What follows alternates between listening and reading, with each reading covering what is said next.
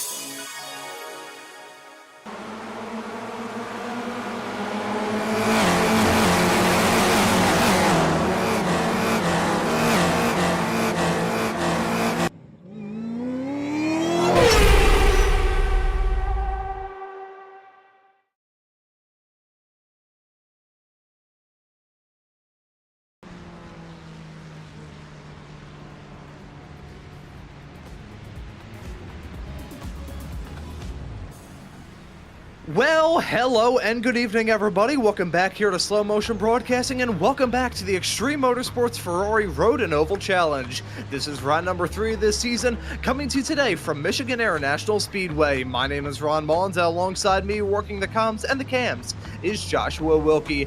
Well, Josh, this is going to be a very intriguing night of action. We've had 2 road courses up to this point.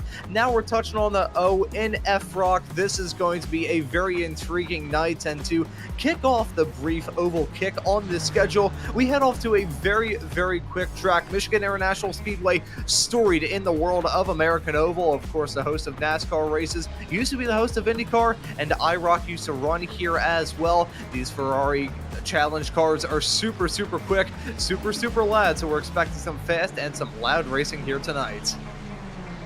Yeah, absolutely, Ron. This is our first oval round with the FROC series here in the Ferraris. It should be a pretty interesting one, I think. A bit of a discovery for everybody out there. I'm sure there's been some practice going on this week among the ranks here in the drivers, kind of trying to get to grips with this car. We did actually do an oval race with some Mustangs last night in the American Muscle Series there. It was a pretty interesting one. These are going to be a little bit faster, a little bigger oval. yeah, so I'm pretty interested to see exactly how this is all going to play out tonight. Yeah, I think the word of the evening is going to be fascinating. We're expecting some rather intriguing racing. May have to worry about some pit stops as well. Heard a little bit of grumblings about the fact that since it is completely flat out around here, probably not going to be able to make it through the entirety of the two 30-man long races that we have tonight without running out of gas. So maybe seeing some pit stops here, maybe some heavy fuel saving to try and make it, albeit that may be a little bit far-fetched. We'll just have to see what these races have in store. Currently in the midst of practice, seeing some new names, well, some familiar names in new places, I should say. Leo Dragata, a driver who I've seen a lot of in the XMS world, currently holding on to the top time in the pro category. The young kid behind the wheel of the 118 car, currently holding on to the top time, a 37.45 for Kevin Carlisle. It's had a pretty good season up to this point, including a win in the second race at Barber last time out, who we ride on board with, heading down the backstretch. Currently slotted P4 overall. Jake Mackey, top of the drivers in silver, with Bobby Child, series admin, slotted in third currently. Neil Weston is top of the racers in the AM categories. We see Kevin Carlisle maybe practicing his pit entry, or he's just running a different line to see what he can do on the apron. Nope, that's a pit lane entry. Yeah, you definitely want to practice the pit entries around here, especially if you're a road guy. You know, for me, you know, as mostly a road guy, come to these ovals and the pit entries are just, they seem simple, but they're not. You're coming into them so hot and so fast, and there's not a whole lot of braking reference, and you definitely want to practice that. I've seen, well, we've both seen actually a few oval races in the last little while there, with perhaps some new oval drivers that just didn't kind of practice that, and yeah, and it can go south pretty fast. We are having a bit of an issue with the paints here. I'm going to work on that as soon as I possibly can here, and see if we can't get the paints going here. But yeah, some cool looking paint jobs nonetheless. Much cooler ones here in a minute if we can get them working though. Yeah, we'll put a small little thing up on the screen. I think actually with practice coming to a conclusion, I'll give you the opportunity to get those paints and everything taken care of. I think the sneaky trading paints may be secretly running in the background potentially. So Josh, I'll give you the opportunity to get some of that taken care of, and we'll talk about the championship points here if you can pop up that graphic, and we'll take a look at those now as we switch our attention from practice into this qualifying session. Already been a very good season up to this point, and here's how it stands in all of our categories. We're going to start off with that pro category where Mike Dam holds on to the championship points lead. 125 points is his tally as it stands right now. He's gotten 2 straight pole positions, which do award some bonus points, and he's also been able to get a handful of wins as well. Actually, 1 win, I should say, but has been able to get some very good results up to this point in the season. Currently holds on to the championship points lead in the pro category. Kevin Carlisle, off the back of the win last time out in race number 2 at Barber, holds on to second. Brock Morris, Isla Speaker, and Ryan Cobb round out your top 5 in the pro category. The likes of Chris Thorman, Joe Nagy, Keith Stein, Michelle Squirick already has 1 win up to this point in the season, and Robert Schwenkler rounds out your top 10 in the pro category. I think we'll if we can, because we do have these lap times getting put up on the board, I think we'll just briefly run through the rest of the classes. Chester Guidry currently top in the M category. Aaron Sunday, Casey Knight, Jeff Jacobs, and Mike Mann, the rest of the field there. And we'll touch briefly on silver. A little bit of shuffling going on in the silver category with some drivers shifting classes, notably Casey Knight moving over from the silver category into M. If we can pop up those championship point standings in the silver category just real quick here. Flip it up on screen. Jake Mackey currently top of the board. Tom Jenkins, Bobby Child, Sean Mulholland, and Robert Briss, the 5 drivers classed in that category. But now we can switch our attention into this qualifying session with the first lap times getting put up on the board. Who's going to be top of the time? It's going to be Jake Mackey for a brief period of time, then Casey Knight's solo session here, so you don't have to worry about the draft at the moment. These racers just having to flex their muscles and make sure they can bend the floor pans in their race cars as much as humanly possible to try and extend that straight line speed as best as they possibly can. Mike Dam now top of the board. We'll see the likes of Aaron Sunday, Joe Nagy, John Kroom, who was pretty impressive last time at Barber, and Chester Guidry all set some lap times here in the next couple of moments. Who is going to come out of this smelling like a rose? We will just have to find out. I briefly mentioned a few moments ago that you do get bonus points if you do pick up a pole position here in this race. 1 bonus point to be exact. You also get a bonus point for leading a lap. You get a bonus point for staying at 6 or less incidents points, and run up to 9 bonus points throughout a season, because of course, even though we have 2 races here, only 1 pole point gets awarded throughout the races, as we see all these racers heading down pit lane right now, looking to see who may be the best in this qualifying session. Mike Dam still top of the polls. It stands right now. Neil Weston slotted in second. Chester Guidry, who we follow right there, slotted in P3, as the likes of Leo Dragata, Casey Knight, Keith Stein, Kevin Carlisle, many others all throughout this field, setting some times. Currently waiting to see a lap time for the likes of Michelle Squires, Bobby Childs, Jeff Jacobs, Robert Schwenkler, and Joe Nagy. Nice to see Michelle Squires back here on track. She missed out on the last round of the season at Barber Motorsports Park, as she was actually doing some coaching work for the Liberty Bell series that he can catch sporadically on Sundays here on Slow Motion Broadcasting, and also just came off the back of running in the SCCA National Championship runoffs as well. But now that we still have a little bit of time left here in qualifying, we can pop up the timing tower here in just a couple of moments time, so you can see the sort of lap times that we've got currently. Mike Dam still top of the pole as it stands right now. 38 seconds is current pole time, and we'll have to see if anybody can usurp that. Going to be very close in terms of the margins, very quick in terms of the lap times here in this session, and it's 15 minutes long, so we will have a little bit of time to kill once we get everything fully taken care of. But Josh, I think I can bring it back into this, as we got the other gremlins sorted out. Awesome work there behind the scenes, getting all that squared away. That's always with production work, it's always something. yeah, I'm sweating here a little bit. It's the duck on the top of the water thing there, trying to make things look as smooth as possible, so we do apologize for that. Having a bit of an issue with it loading there for some reason. I had to shut down SDK for a moment, and we're good. We're looking at those nice paints now. Very cool throwback liveries on these machines out there. Got a few lap times in here, few more minutes left on the board. I'm not sure how many laps they actually have out there. Maybe we can jump on board here again with Aaron Sunday and just have a look. He's practicing his pit entrance here, which is something we were mentioning earlier. They're definitely going to be possibly something they're going to have to do tonight. Maybe somebody out there can possibly save enough fuel to make it to the end, but I think we're going to be seeing some pit stops in this one.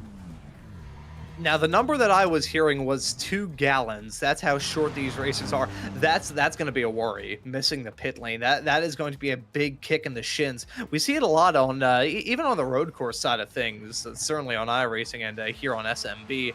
Many racers having a good, clean, and well-driven race, and then all of a sudden they come down pit lane, they miss their marks on the pits just a little bit, and they're going to careen their way down the running order. So want to avoid that at all costs. Make sure we don't speed on pit entry.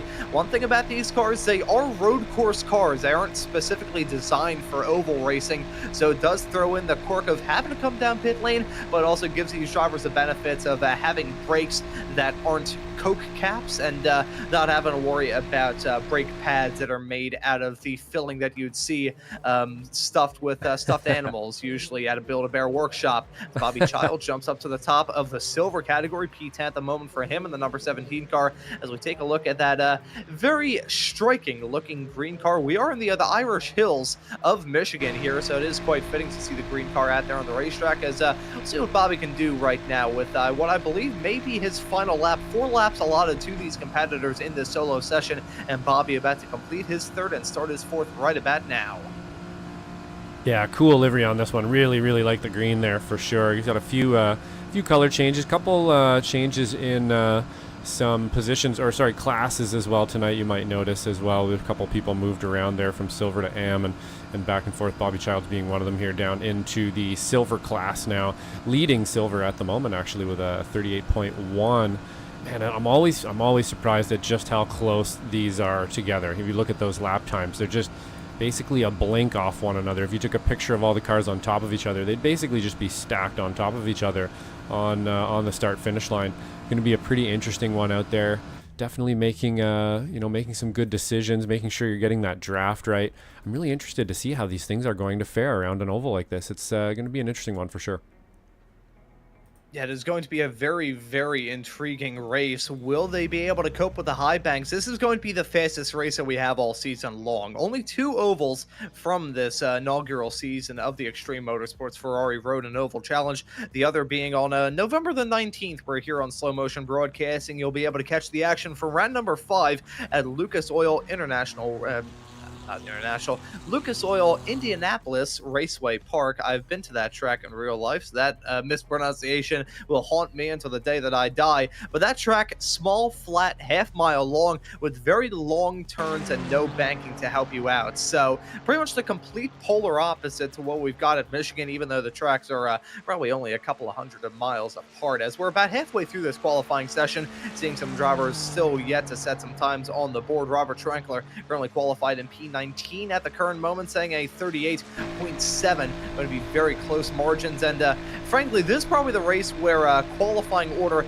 matters the least. As much as you still want to get that pole position, which Mike Dam currently holds on to right now, you still want to just be there on the racetrack, because even if you're starting this race in last, with how strong the draft is going to be all throughout tonight, probably have a very good shot to get the job done. But before we're done with this qualifying session, because I heard there were rumblings of us maybe just shifting off into the race as soon as possible, considering the early nature of the way these drivers can get their qualifying taken care of, we'll follow Robert Trankler still and bring in Jeff Jacobs into the broadcast booth to have a chat with him. Jeff, been about 50,000 years since we last had a discussion. How's it going, man? Welcome into the booth. Hey, great. Thanks so much for having me. And yeah, we're excited about tonight. This is something a little different for us. We're running an oval race and sort of bringing the oval part to the Ferrari Road Oval Challenge. And yeah, I got to blame Bobby for as the brains behind the operation, which isn't something we say very often. But in this case, it was his idea, and it's turned out to be a lot of fun so far. See, now from my experience in race control in the past, I was usually told to blame Bobby for different things, but no, it's gonna be a good race here. And I was just talking about how this track completely different than the other oval on the schedule, IRP, in a couple of weeks. This track probably gonna be the fastest from the entirety of this season, so gonna be unique racing with a lot of mystery in the air, so to speak. Yeah, exactly. You know, there's a few things that folks will be unfamiliar with, right? Sort of, first of all, there's just the pack racing for the entire 30 minutes, right? You're kind of dealing with that, trying to figure out that side draft. You know, really, you know, in practice, it looks like, you know, just hugging that low line. Certainly, a car by itself generally can't pass around the outside, but if they're getting a push, now the outside lane, you know, can really get some head of steam up and get something done. Or the guys that are really, really good at close side drafting without obviously making contact with each other.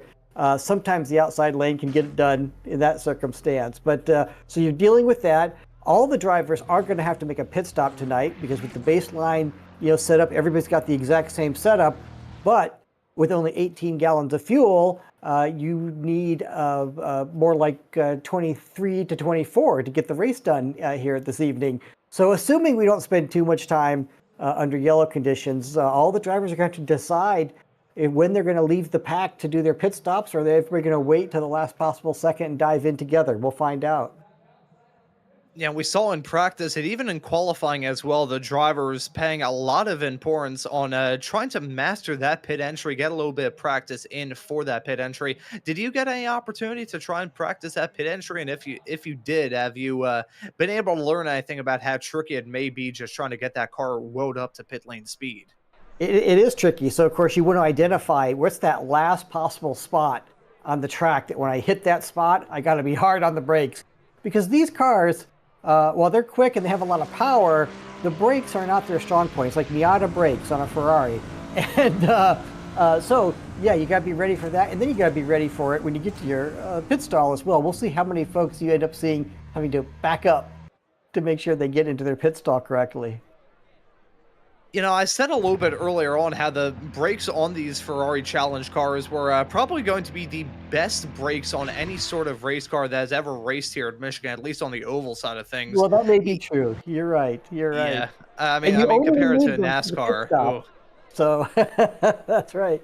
But the other thing that we did tell drivers is generally not to be running on the apron. If they get two wheels down on the apron during the race, that's okay. We don't really want to see all four wheels down on the apron, with the exception of the last lap that we're just sort of saying, hey, last lap, you got to go for it, right? First one to that finish line. So we're letting the track limits relax a bit there, that closing lap. We also ask drivers, especially again in the closing laps, to really watch the weaving around, right? If you're going to change lanes once, that's okay. If you get into the second and third lane changes, okay, maybe not so much. So we'll see how that goes when they got that checkered flag in their sights, whether folks will follow that. And we did give drivers a couple of fast repairs tonight. Again, kind of treating this series a little more casually, and especially not having run ovals before. If folks make some mistakes, hey, that's all right. We want them to have a chance to reset and get back out there again.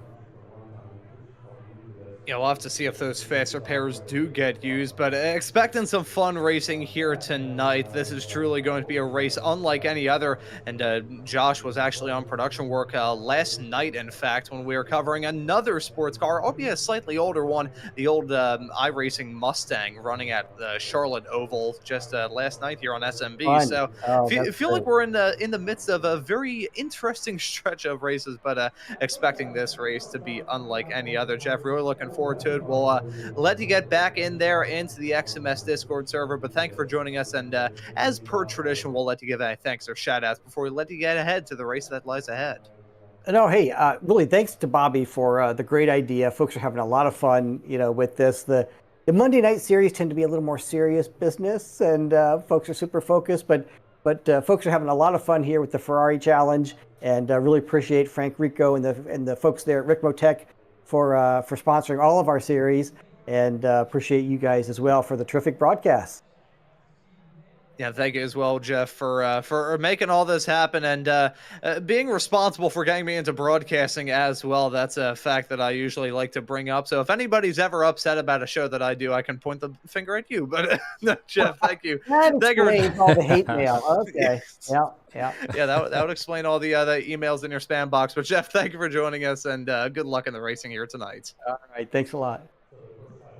And that right there was Jeff Jacobs. I just realized I dragged him off into the Weekend Warriors interview area here on the SMB Discord server. So nice little cross promotion for the Weekend Warriors action that you can catch on Saturdays and Sundays here on SMB. But Josh, as I send that interview with Jeff, this is going to be a night of racing really unlike any other. Yeah, for sure. You're mentioning as well there, we're having some pretty interesting combos here in the last little bit with the Mustangs at Charlotte last night, and now the Ferrari at Michigan tonight. So, pretty fun stuff to do here, and it should be a pretty interesting. Last night with the Mustangs is going to be a lot different here. The Mustangs don't have any downforce. They were totally flat out. I think we're going to be flat out here as well. They did a really good job last night of kind of picking their battles. There were a few incidents. I'm expecting a few incidents here as well, but it's going to be pretty interesting to see these much faster pieces of machinery here go around Michigan tonight. Yeah, these lean, mean Ferrari machines are going to put on a great race here tonight. And speaking of the racing action, let's take a look at the starting grid for race number 1 here at Michigan. It's going to be Mike Dam starting this race from the pole position. That's a hat trick of pole position to kick this season off for him. Let's see if he can get win number 2 here as well. Neil Weston will start this race in P2 here, and pole sitter going to share the front row with Dam. At P3 will be Chester Guidry. Alongside him will be Leo Dragata. P5 is going to be Casey Knight. P6 will be Jeff Jacobs, who we just had the opportunity to have a chat with a few moments ago. Michelle Squirick will start this race in P7 alongside Keith Stein in 8th. Kevin Carlisle will start this race in 9th with Bobby Childs, the silver pole sitter, running at your top 10. Yeah, and then in 11th place we have Ilya Speaker, and in 12th Jake Mackey. If we can get it to move along here, Chris Thorman in 13th. We have John Kroom Chris Thorman in 13th, John Kroom in 14th. Aaron Sunday is in 15th place. Joe Nagy in 16th. In 17th we have Sean Mulholland. In 18th we have Mike Mann. In 19th we have Robert Schwenkler, and I believe that's going to wrap up our field for this evening. Yeah, so there we go, 19 cars strong for tonight's action, and as Jeff mentioned a few moments ago, we would like to thank Ricmotech as well as the SCCA Foundation for sponsoring the XMS series. And if you want to learn more, visit www.sccafoundation.org to learn more about that wonderful organization. But here we go. Josh, I'm going to start this off before we move off into this race by asking you a quick question. Have you ever seen the 2015 IndyCar race at Fontana? Have you ever seen that? I don't think I have. No, I know of it. I can't recall that one though. No. Well, that race was absolute pandemonium. Probably one of the best IndyCar races that I have ever seen in my life. It was also the one where Ryan Briscoe got sent off into low Earth orbit and lawn darted into the dirt.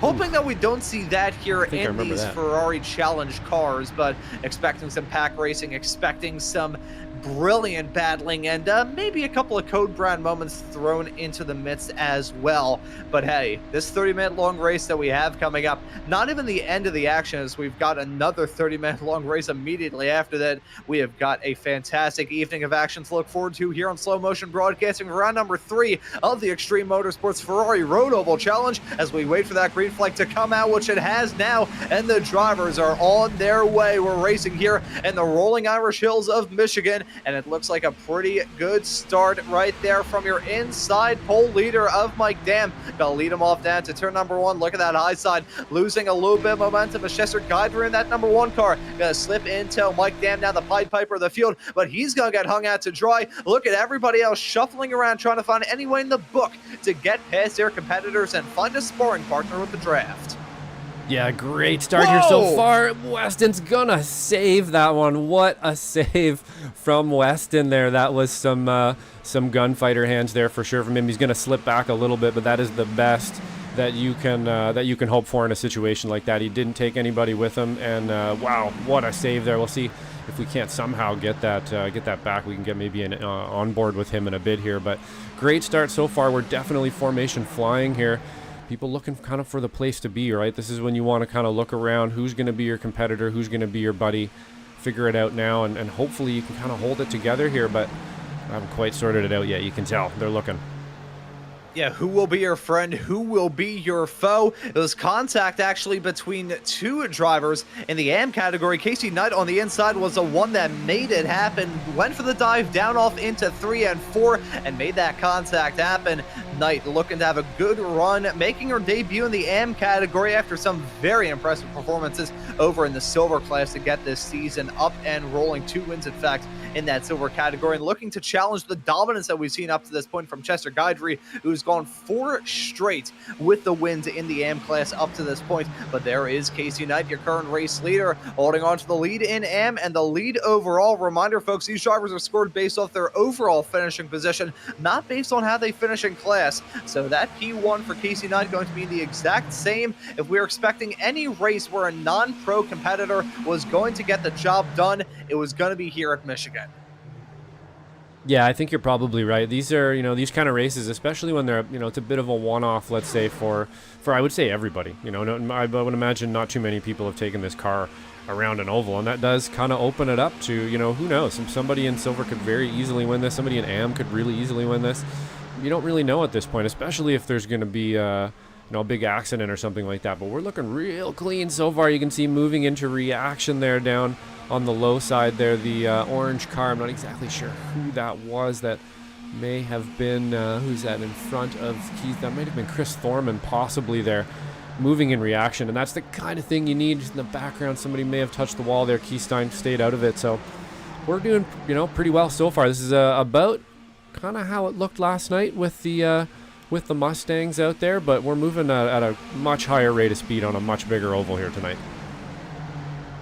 Yeah, and to emphasize the speed, these racers are absolutely hauling the mail around this racetrack. We're talking scraping nearly into the 200s. It is insane, the speed that we're seeing. In fact, as we ride and follow with Neil Weston right now, currently scraping up to 197 miles an hour downtown into turn number 1 and 2. Insane stuff. Is side-by-side racing going on right in front. Weston trying to give the bump to Jeff Jacobs as they head their way down the back stretch. Look at Mike Dam on the inside. He started this race from the pole. He's been shuffled back to 9th. Gonna be a game of leapfrog all throughout this race. Catch that train ride when you can go on, even if you have to hobo your way through it.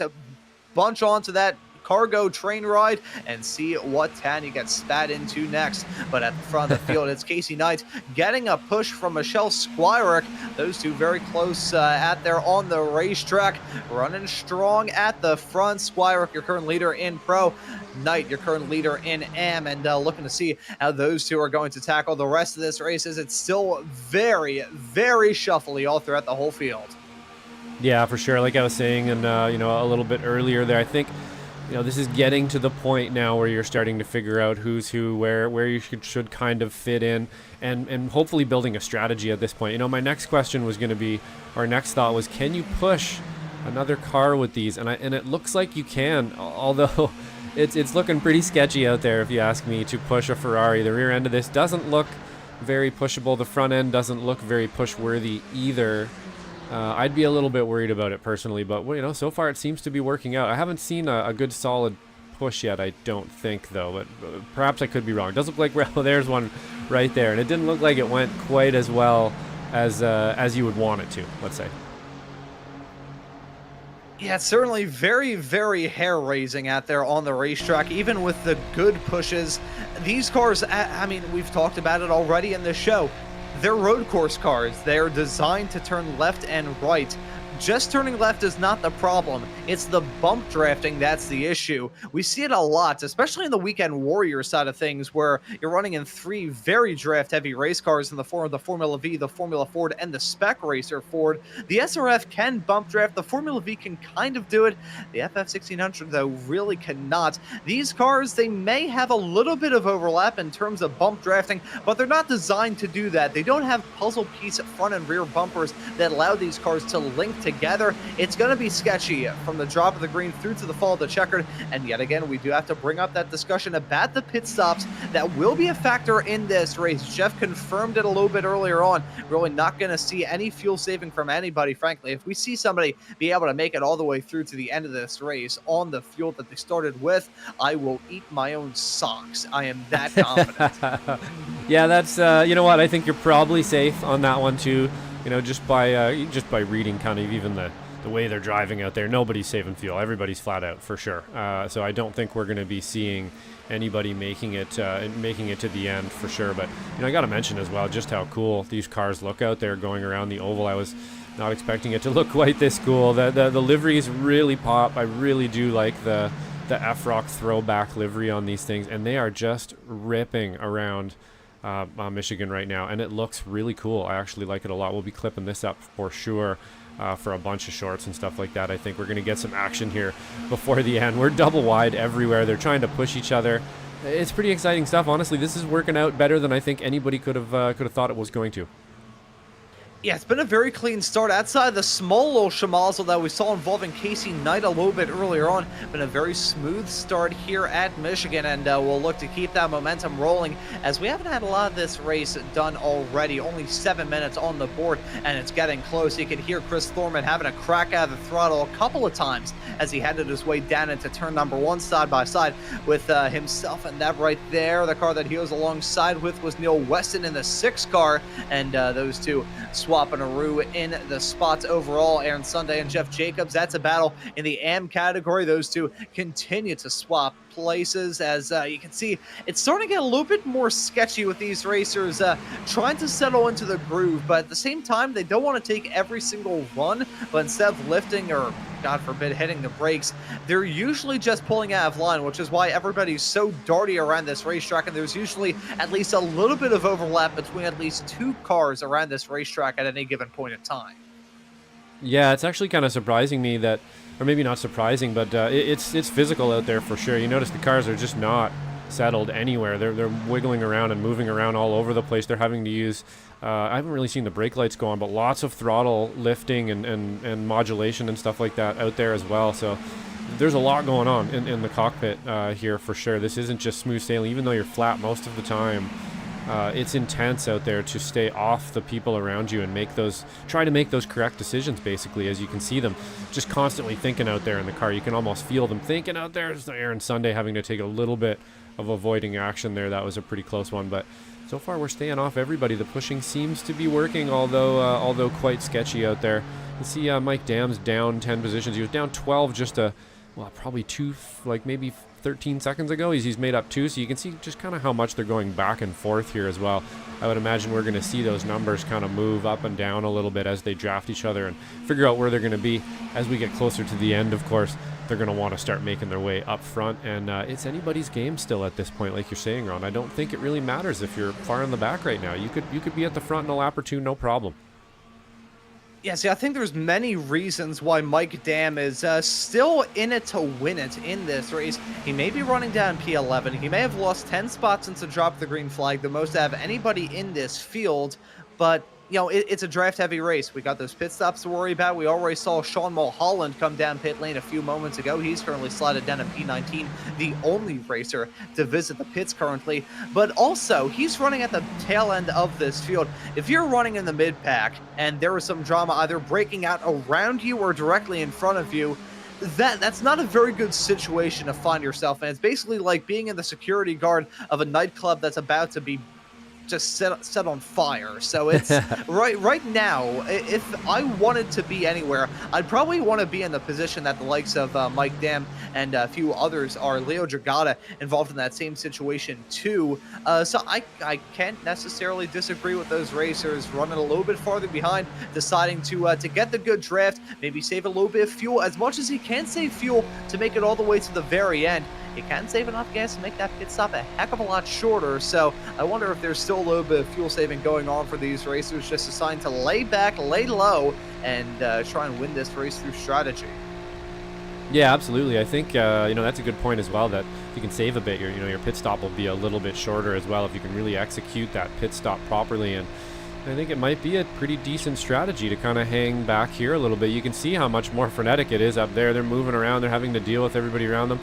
And, Dragota's just able to kind of sit here and watch it all happen, and he's definitely still in it. You could draft and pass half this pack in a lap fairly easily if you really wanted to get aggressive about it, and there's really no reason to be, that being said, being up in the front is kind of the best place to be. You don't want to give that up necessarily either, so yeah, just two different strategies playing out here. We'll see kind of which one happens, but I don't think they're out of the fight at all. It's like Mario Kart almost, when you get in the back here, you almost kind of want to sit back a little bit. So all the people up there smacking each other and moving around, shells flying everywhere.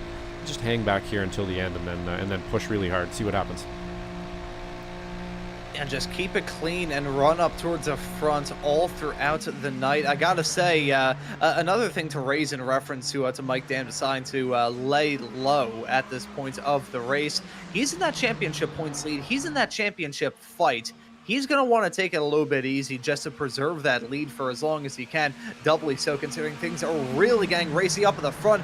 Look at that duo of Casey Knight and Michelle Squirick still working together. Squirick, who grabbed a win at Sebring for round number 1 of the season. It was in race number 2 where she was able to grab the victory. A driver that we know to be a very, very quick racer indeed on iRacing, and just here in the SMB World, a past champion of the Ray Esports Club Racing League, a real-life spec Miata racer, and a driver who also has some experience running very good in the other Ricmotech World Challenge that you can catch over on another network in the XMS World, as these drivers are playing with fire without closer getting to side-to-side contact. They sure are there. You can see, I think that was Squire kind of being like, hey, get off me a little bit here. Like, been sandwiching for about 2 full laps there, and yeah, just kind of give me a little bit of room here. We're going to have an accident. And yeah, as you can see, Bobby Childs kind of just relieving a bit of that pressure there as well.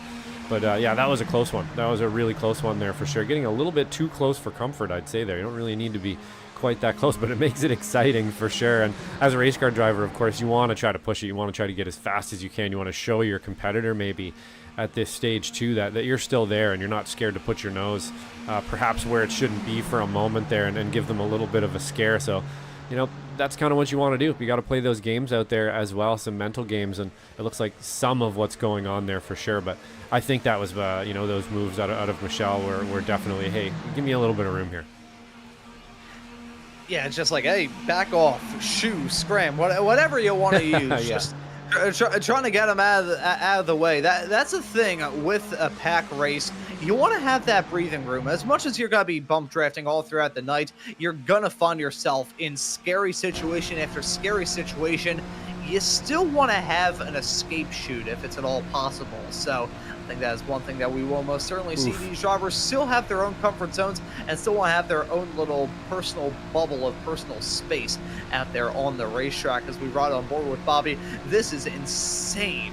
It is a fantastic view. I mean, oh, that could have ended in disaster. Bobby scraping up to 198 miles an hour as he headed his way downtown to 1 and 2, nearly making contact with Isla Speckler on the inside. We'll have to see. Isla Speaker, my apologies.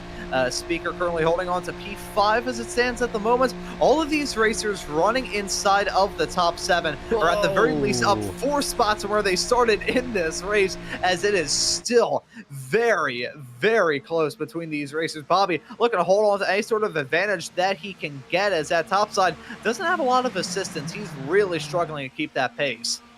Yeah, for sure. You can see on the side of, I believe that was Carlisle's car there, reminding me of Kickboxer's leg or something there. Is Bobby Childs just hacking that panel on the back over and over again, slowly taking little bites out of that panel. It looks like it, hasn't had any aero damage or anything yet, but he's definitely showing the nose there and showing, hey, I'm here and I'm going to stay here, by the way. I want to stay up on the outside. He's looking for a buddy out there, I think is what he's doing. He's hoping that somebody kind of pops out and helps him. Keeping that pressure on, though. We'll see if it works out for him. It's so far he's been able to hold, close to that position kind of the whole time here, with a bit of side draft and a bit of draft poking out in front of him. But yeah, that's some pretty exciting stuff there from Bobby Childs. There's actually 3 wide racing going on right behind Bobby, who's currently running in 6th. I believe Aaron Sunday, Chester Guidry, and Leo Dragata involved in all that. You can see this pack has broken up a little bit behind Bobby. Look at that, 2 by 2 as they head their way into 3 and 4. We follow Aaron Sunday, a current P2 runner in the AM category, in the midst of all of this, running in 7th as it stands currently in the 331 car, driver that I first got acclimatized to on iRacing, running in Porsche Cup equipment. He's running in this Ferrari Challenge car, running quite nicely in that 331 machine. We'll have to see if he can maybe mount a charge in the not too far off future, as it looks like they have finally single filed themselves out in this own little battle and have reeled in that gap, those cars a little bit farther up the road. Officially past the halfway mark of this first race of the evening. Still have the second race a little bit later on tonight, but if you're enjoying tonight's action here on SMB, which frankly I would have to say that you need to be checked into a clinic if you aren't enjoying this, we should probably hit that subscribe button and the notification bell so you never miss out on this heart-pumping racing action, as this train of cars still running very, very strong up the front. I believe it's probably about 13 cars strong at the moment, tailing back to Jacobs in the number 38 machine. Yeah, that's quite the snake of machinery there for sure, and you can tell it looks like, even again just by sort of the driving, you can see visually there that they've gotten a little more confident. Everybody seems a little bit more confident now. The cars look like they're moving in ways that are a little bit more, what would I say, just a little bit more proper, I suppose, something like that. Struggling for the word, but they're looking like they definitely kind of got it figured out now. I think race 2 is going to be even more intense for sure, but we got a basically straight line of cars now. No more side-by-side racing. I think this is a pretty good sign. Things kind of just changed about a lap or 2 ago there. Everybody's just line astern now, and I think that's because they kind of got it figured out. They're waiting for that time to jump now. It was about mid-race. They're figuring, I got about half left. Getting a little bit tired mentally, I would imagine, by now, too. You can see in the back a little bit more side-by-side, but things seem to have calmed down slightly here for the moment. Yeah, definitely the emphasis on for the moment hangs true there, because we have to worry about a couple of things. Have to worry about those pit stops that will be coming up sooner rather than later. In fact, currently working behind the scenes on my own feed to let you know when we do have some pit stops coming up, trying to hear when exactly these racers are going to make that call to come down pit lane, when and where it will happen, who's going to be the first to come down pit lane. There's a lot of different things that are going to be coming up here sooner rather than later, so getting into crunch time for this race for sure, as we see them heading their way down the back straightaway, still close as ever. Whoa. As look at that, nearly contact with Chris Thorman and Kevin Carlisle as they head their way off through 3 and 4. Gutsy stuff for all of these competitors. Are running smooth for now, but they're going back side by side, that top side, gaining a bit of momentum. And whenever these racers start to risk it for the biscuit a little bit more, that usually is a bit of an indicator that the pit stops may be coming up in the not too far off future. Yeah, you're probably right. You know, for me, when the pit stop starts coming up is when I start making mistakes. I start thinking about the pit, start thinking about how much fuel I need to take. I start thinking about the entry and the exit. I know you've broadcasted over me just messing pit stop after pit stop up for a few months now, I would say. I've been having some pretty bad luck with it. Oh, my goodness. We're going to have our Weston again. With those hands of a gunfighter, we are going to get, I believe that was Jeff Jacobs deciding to come in there, but oh my goodness, that was quite the save from about 3 cars there, but Weston again getting very sideways and able to save it. That was something else. They scrambled there, and frankly, I don't think Jeff was really intending to come down pit lane there. I think he mainly had his hand forced because he was down on the apron, probably trying to get that car back rolled up around him. And let's take a look at that because that was absolute insanity. We'll follow Casey Knight's perspective and all of it. It was a little bit farther behind, involving Weston yet again. Another scary moment for him in that number 6 car. He's had a wild topsy-turvy race up to this point here tonight, and we'll have to see if they can get through the rest of it clean. That's the closest we've gone to a big one thus far tonight, which considering the pack racing we've had and how many close calls these racers have had, truly unbelievable that they managed to scatter in all of that and not have it end in absolute catastrophe. Look at how sideways that 6 car was, and bearing in mind, folks, he was that sideways probably at a steady click of 160 to 170 miles an hour, maybe even 180. I think he may have been a little bit below that, but still absolute madness. As I'll actually get that speed for you there. He slowed up, skidded to a halt, and it looked like he was dragging an anchor through asphalt. He was still going 152 when he got that car back rolled up around him. That was insane stuff, as we have got ourselves some pit stops to worry about. A meatball flag from Chris Thorman. He's coming to the pits along with the likes of Keith Stein, Bobby Child, Jake Mackey, Chester Guidry, and Neil Weston all coming down pit lane, as that is a slight overshoot of the pit stall for the both of your AM competitors. First it was Guidry, then it was Weston. Yeah, he kind of missed his box there a little bit for sure. That's going to cost him a second, and obviously we know, a second in this means a whole lot. So hopefully he'll be able to make that up after just, man, he saved the car twice there. Just amazing saves. We got a bunch of other takers here in Squirick. We got Carlisle, we got Casey Knight, John Kroom, Schwenkler, and Joe Nagy as well, all deciding to come into the pit here. Looking like we got some pretty different pit times there. Jacob's only taking 11 seconds. Another missed box there. So, again, we were talking in the beginning. Pit stops are, man, they're one of the hardest parts of racing, and another missed box. So that's all going to kind of just accordion back there. They're going to be with each other with those missed boxes now. We'll see how it goes. And as one flag gets worn out with Chris Thorman serving that meatball, Neil Weston's going to have to come in and serve a black flag, as he's been issued one. I believe that was on pit exit. Here's Aaron Sunday coming into the pits from the lead in the M category. That will give the lead, at least maybe temporarily, to Mike Mann, who's yet to come into the pits. As you can see, Weston trying to woe it up there in the back of shots. One thing that you do got to bring up here as well, the pit exits on the ovals, especially here at Michigan, you do not have a lot of room on that apron as you try and get the speed built back up in these race cars. They have a lot of grip, don't get me wrong, but any small little clip of that white line can end in disaster. So I think that may have been what befell Neil Weston as he went back up onto the racetrack, picked up that black flag, and that's really going to mess up his race, as we see him now running out onto the racetrack once again. He's now down in P18, hopelessly out of contention in that AM class battle, which is going to be intense in the run up to the line. One thing about that Guidry moment, he's been faultless up to this point in the season. Actually got to take a look to see Neil Weston and how he may have picked up this black flag. But Chester Guidry, he's going to have to fight to try and get his 5th straight AM win in a row. Yeah, for sure. It's not going to be easy out there. There's so many opportunities, not really pretty inconclusive on exactly how that went wrong for him there, but it definitely did, and he's going to have to pay for that for sure. But I think it's still, at this point, still anybody's game. I'm a little bit surprised at some of those pit stop times there. Neil Weston, obviously 23, Mike Mann, 26. Everybody else kind of standard fare, but there's a few there. Joe Nagy, a little bit slower. Holy cow, more saves, and we got a front clip missing on Casey Knight there, so there is something we missed there for sure. We'll have to see if we can't get that replay or possibly what happened, but that's not going to help her at all.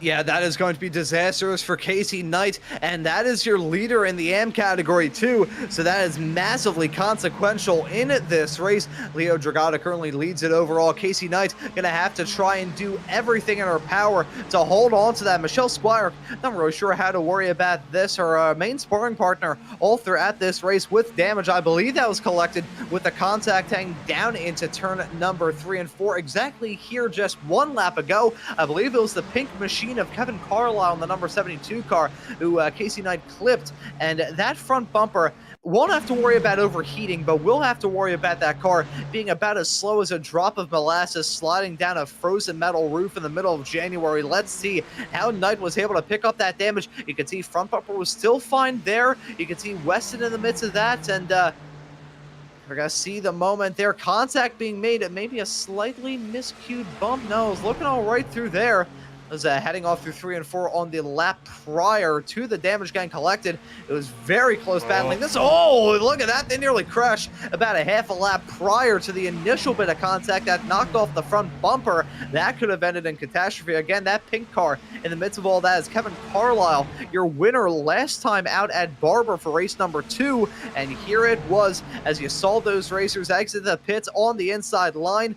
Knight made contact with the back of that number 72 right in front. There it was. There's a contact. There goes the bumper, and that will completely destroy Casey Knight's hopes of having a good race. And looks like Michelle Spire also has a little bit of damage on the front bumper of that car as well. As never mind the damage, look at this racing. That is insanity. Yeah, back to live pictures here, and definitely no shortage of action here tonight for sure. And that front clip, although it's missing, you know, with a good draft partner and a push here, we've decided, or those two cars there have decided to kind of team up together, and it seems to be working out. Casey Knight and Michelle Squire here going to work with each other. Bobby Childs getting a bit of a side draft there, but able to keep, you know, almost in the podium positions here. So pretty interesting. I don't think they're going to be able to catch this front pack. It's kind of broken away now. You do never know by the end, but we'll see how it goes.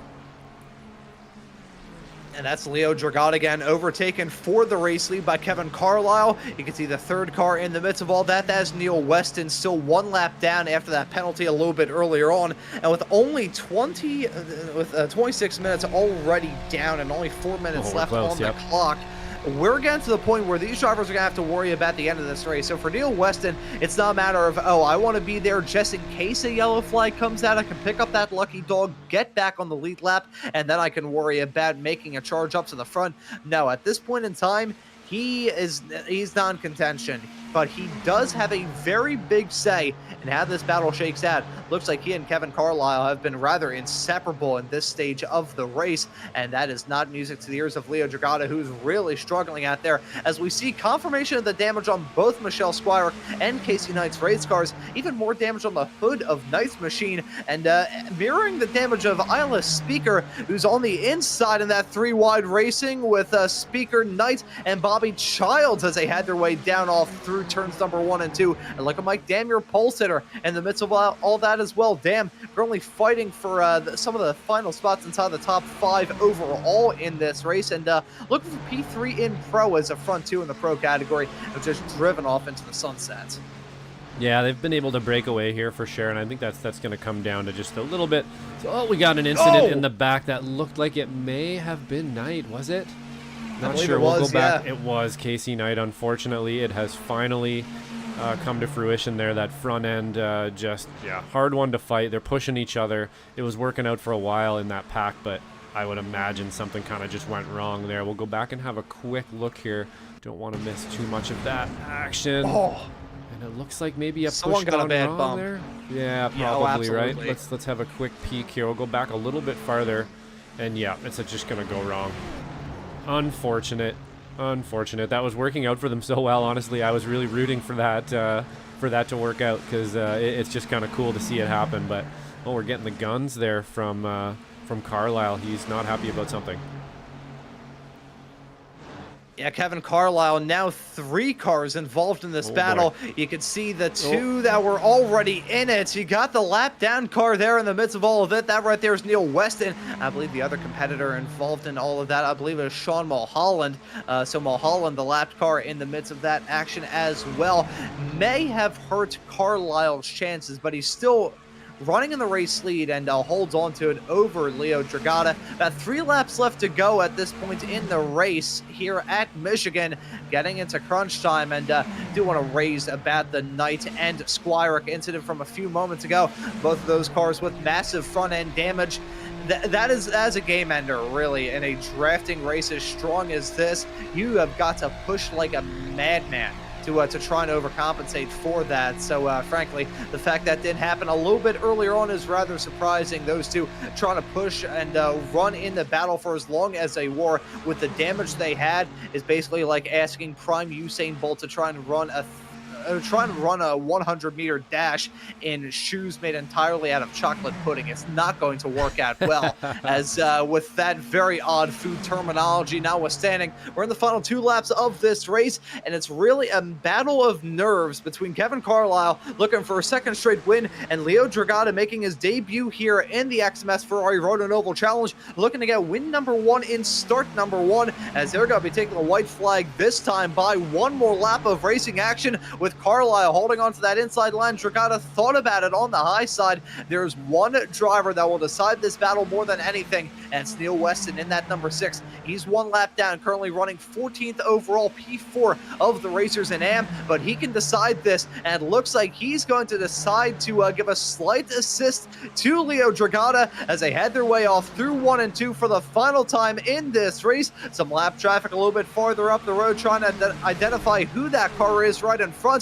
That may be some assistance to see whoever can get the draft side by side as they head their way through 3 and 4. Who's going to win out in this battle? Dragata cutting down to the apron. Going to be a drag race as they head their way into the tri-oval. Contact being made. You're going to give the win to Kevin Carlisle. 2 wins on the trot. Yeah, that was pretty well executed there for sure. At the end, he was able to get that draft. A lap car in front there, I think, helping out a little bit too. If you can kind of, be the car that gets in behind him and take that line. And I think that's what happened. We kind of missed the very end there with Bobby Childs and that other pack. I'm actually going to back it up a little bit here so we can kind of see their fight. Oh, that's a little bit too far back. We'll back it up a little bit less there and see if we can't see exactly how this fight ended as well. We got a bunch of cars here. Oh, nope, that's also a little bit too close. We'll try one more here. If it doesn't work out, we'll just abandon it. Yeah, I'd like to be able... No, and we're not going to get it because the session is going to change. But that was a great start. Really executed very well there at the end. Super clean race too, Ron. We didn't see too much attrition there. Yeah, that could have been so much worse. A couple of incidents every now and then, but overall, a pretty darn good way to kick off tonight's racing action here for round number 3 of the Xtreme Motorsports Ferrari Road and Oval Challenge. And we will get to those results in just a couple of moments' time, let you know who was at the front when they were up there and who was able to maximize their run in the 5th round of, well, the 5th race of the season and the 3rd round of the championship. Already seeing the halfway mark come up in the not too far off future. Time flies when you're having fun. But let's take a look at the Heat 1 results, race 1 results here tonight. Kevin Carlisle going to walk away with the win, his 2nd win on the trot. Won in race number 2 at Barber, wins race number 1 here at Michigan. He wins by 1/10 of a second over Leo Dragata, who put on a very valiant effort to come home in P2. Isla Speaker going to round out your overall podium in 3rd. Mike Dam, your pole sitter, once again not going to return to victory lane after winning the 1st race at Sebring, but still an all right result for your championship points leader heading off into this round of the championship. Bobby Childs in his 1st race in the silver category going to walk away with the win. There is never really speak about too much. Jeff Jacobs wins it in the AM category right at the very end, and the process of that steps a 4-race winning streak for Chester Guidry to get the season up and rolling. Jacobs going to finish this race in 6th in front of Aaron Sunday in 7th. Jake Mackey will finish this race in 8th with Chester Guidry in 9th, and Joe Nagy rounding out your top 10. Yeah, and then we got Keith Stein, the Canadian from Rockefeller Racing there in 11th place. Robert Schrankler is going to take 12th. In 13th, we have John Kroom. 14th, Neil Weston with some just amazing saves there, able to keep the car clean till the end. Pretty amazing stuff. Sean Mulholland in 15th place. Mike Mann in 16th, having a bit of some issues there, and obviously the issues we saw with Michelle Squarick and Casey Knight there in 17th and 18th. And I believe there was one more driver. Nope, I guess there was not. Casey Knight bringing out rounding out the back of the field there in pretty interesting race, Ron. That is some just beautiful looking machinery out there, I must say. That's my favorite part so far.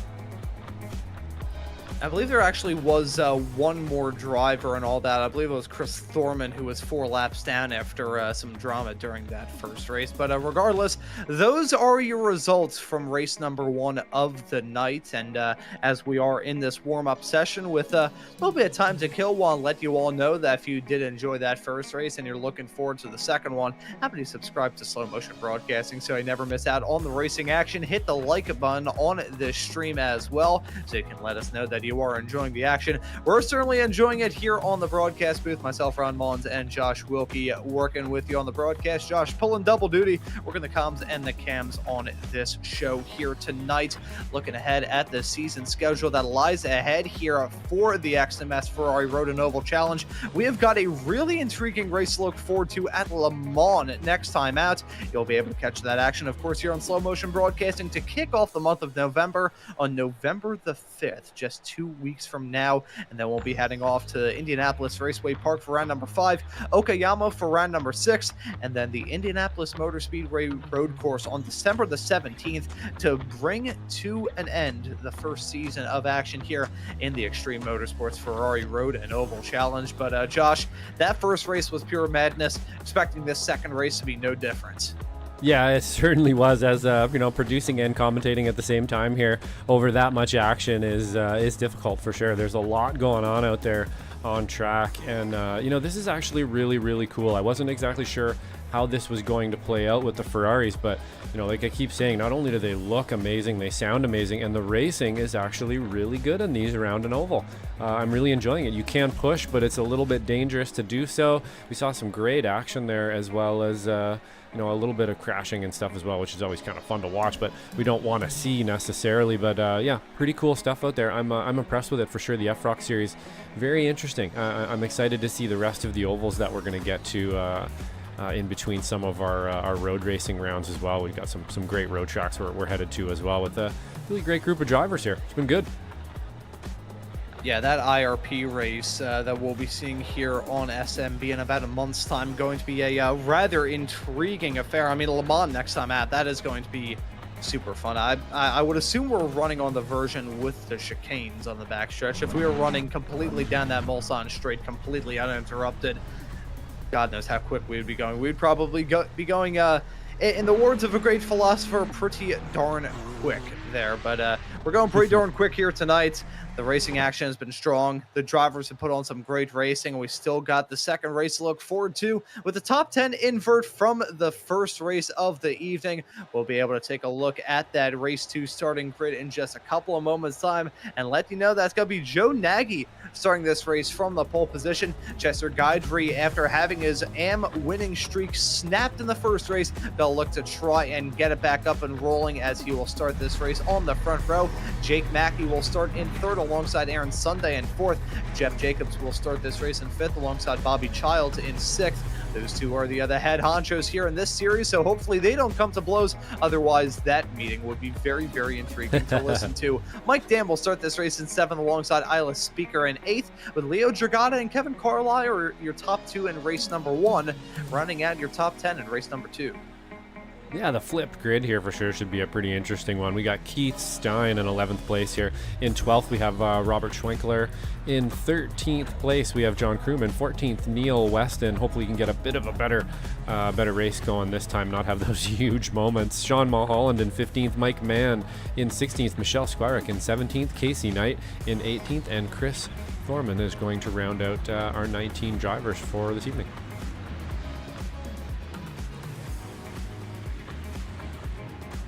So there is your second starting grid for the 9. You can see the drivers rolling off onto the racetrack. The brief calm before the storm. Now, usually, Josh, I would say that the second race, it all depends on how the first race goes. I am personally under the school of belief that one race is going to be completely different than the other. If you have a clean first race, second race is maybe going to be a bit hectic. The first race was already quite chaotic, but we didn't really see a big one. Is this one maybe going to be a bit tame, but we do see that big one? Let's just find out. I think no matter what it is, it's going to be exciting.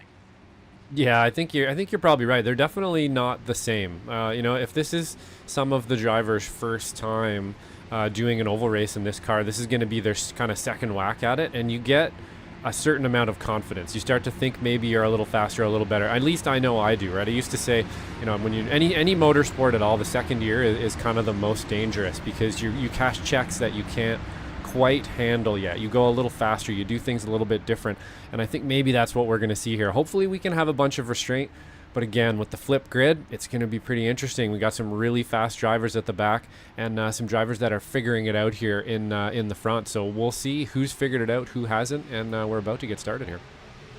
Yeah, who's got the number for this car and track combination? As the green flag's that, the drivers are on their way. We are green for race number 2 here at Michigan. Pretty even keel start with both of our front row sitters. Joe Nagy in that white Ferrari car trying to lead them off comfortably down into turn number 1. The driver of that number 37 machine now going to have to worry about the runs from everybody else right behind. You look at Jake Mackey trying to take a run in that 199 machine. Currently your leader in the silver class. Going to have to be keeping tabs on that all throughout tonight, as that's a driver dropping down big time. Isla Speaker dropping down as if they're dragging an anchor through asphalt, so not sure what the deal is there, as they're 3 wide up at the front. Close racing with Joe Nagy. Got Chester Guidry and Jeff Jacobs on the inside of him. Nagy dropping down after starting this race from the pole, going to end that first lap down in 5th. Yeah, once again, starting fairly similar to the last one here, trying to figure everything out. We've got some 2 wide, 3 wide, maybe even 4 wide momentarily here and there, but that will probably sort itself out shortly here. We definitely, and we've got a bit of an incident in the back. I believe that's Carlisle out already, so that's not going to be a good one. We're going to go yellow here and see if we can't kind of gather everybody up. We'll have a look at perhaps what happened to Carlisle there, but that's a bit of an upset from the last race for sure. Yeah, so it's not going to be 3 straight for Carlisle. Should be noted, we do have 2 faster pairs allotted to these racers, so it's not game, set, match. Contact with Keith Stein and a sledgehammer hit into that outside safer barrier. Carlisle gonna whack the wall hard, brings out the first yellow of the night. First yellow for sure here in race number 2. And now we got to wonder what the deal is going to be for these racers. Now for race number 1 with the fuel strategy, everybody knew that they had to come down pit lane at some point. Fuel saving, trying to save 2 gallons in a green race when everybody's running flat out. Pretty much impossible unless you have some sort of nuclear powered Ferrari challenge car, which I don't believe iRacing has gone to that point yet in terms of updates. So now that we have a yellow, I gotta wonder how much this is going to twist the strategy calls for these racers. Yeah, absolutely. This is definitely going to change things for sure, especially if we have another one. You're kind of thinking now, okay, well, if we have another one of these and maybe even another one, then that's really, really going to change things. But we shall see how much fuel actually can be saved during this for sure. And I'm not exactly sure what's going to happen to Ilya Speaker here, if she's going to be able to kind of bring up the rear, maybe be able to bring it back from the back of the pack again because of these yellow flags. But it's going to be a bit of a difficult one now for sure. Sorry, that was Kevin Carlisle who was out there. My bad. Unfortunately, hit the wall there and just destroyed the car. So we'll see how that goes. And we're going to get some people dipping into the pit right now. See, that's what I was wondering, whether or not we would have any racers making that call to come down pit lane, and as it turns out, we do. Yep. And it's not just a few smattering of racers. It's a decent chunk of the field here, Josh. I think it's a pretty decent call, honestly, to come in, try to top it right up and go to the end at this point is probably a pretty decent call. We'll see how it plays out, but we've got probably close to 10 drivers there that actually decided to do it, so yeah, it's going to split the field up a bit. The strategy is definitely going to be split. A little bit more difficult to figure out who's where at the moment, but we'll keep an eye on this strat. And, you know, I think it's probably a pretty good idea to get it done right now. Yeah, I think that is a very smart decision. So, if it can work, that would be a very good call indeed. As here's Kevin Carlisle down in the pit lane. Do have the fastest pair allotted to him, so he will be coming out with a somewhat cleaner looking race car. He's out and away, 23.2 seconds down in pit lane. Now, it doesn't hurt to just take as much fuel as you can, because, I mean, in the case of Carlisle, going to be restarting the race pretty much at the back anyways, so it wasn't really going to hurt him too much to just be there in 2 seconds and try and jump ahead of a couple of cars. So I can't necessarily say that is game over for Carlisle, even with that yellow. I think the thing that it affects the most is, first off, his opportunity to try and score the other bonus point for finishing this race with the fewest incidents, which I had a feeling nobody was going to come out of this race fully incident point clean, considering the bump drafting that's going on. But outside of that, it's still going to be a good race for Carlisle, I feel. That opportunity to go for 3 straight is still very much so alive. Yeah, I'd say it is for sure. We were saying earlier, it was pretty clean and copacetic the first time around, and that's going to make things difficult for them. If they drive as well as they did in the last race, it's going to be difficult to come all the way through that field, but it's definitely possible. Like we're saying, with the split field right now too, or sorry, the flip of the top 10, it just really changes things up. I would not be surprised if we see another yellow or 2, maybe even, and people trying to sort themselves out. You get the idea, from the last race. Hey, I was up in first and now I'm in 10th, so I'm going to make my way back to first. And sometimes you look at the cars around you, you might do things a little bit differently than you usually would when you think, the driver beside you isn't quite as fast as you are, and that's how accidents happen. So we'll see how it kind of plays out here. But our first caution, is in the first few minutes of the race here. So hopefully we can keep it clean, get a little bit more green flag racing. We can kind of get a read on how that strategy is going to play out, because that's pretty interesting. Yeah, so an unfortunate start for Kevin Carlisle, but I think for all of us it's going to be an intriguing way for the rest of this race to go. If that has really thrown a wrench in the works of the pitch strategies, we are going to be in for a fascinating one. I said right before we grabbed the green how usually second race is going to end up being different than the first. Now, it depends on what sort of area it goes down. It can be very different indeed. We've already had a difference.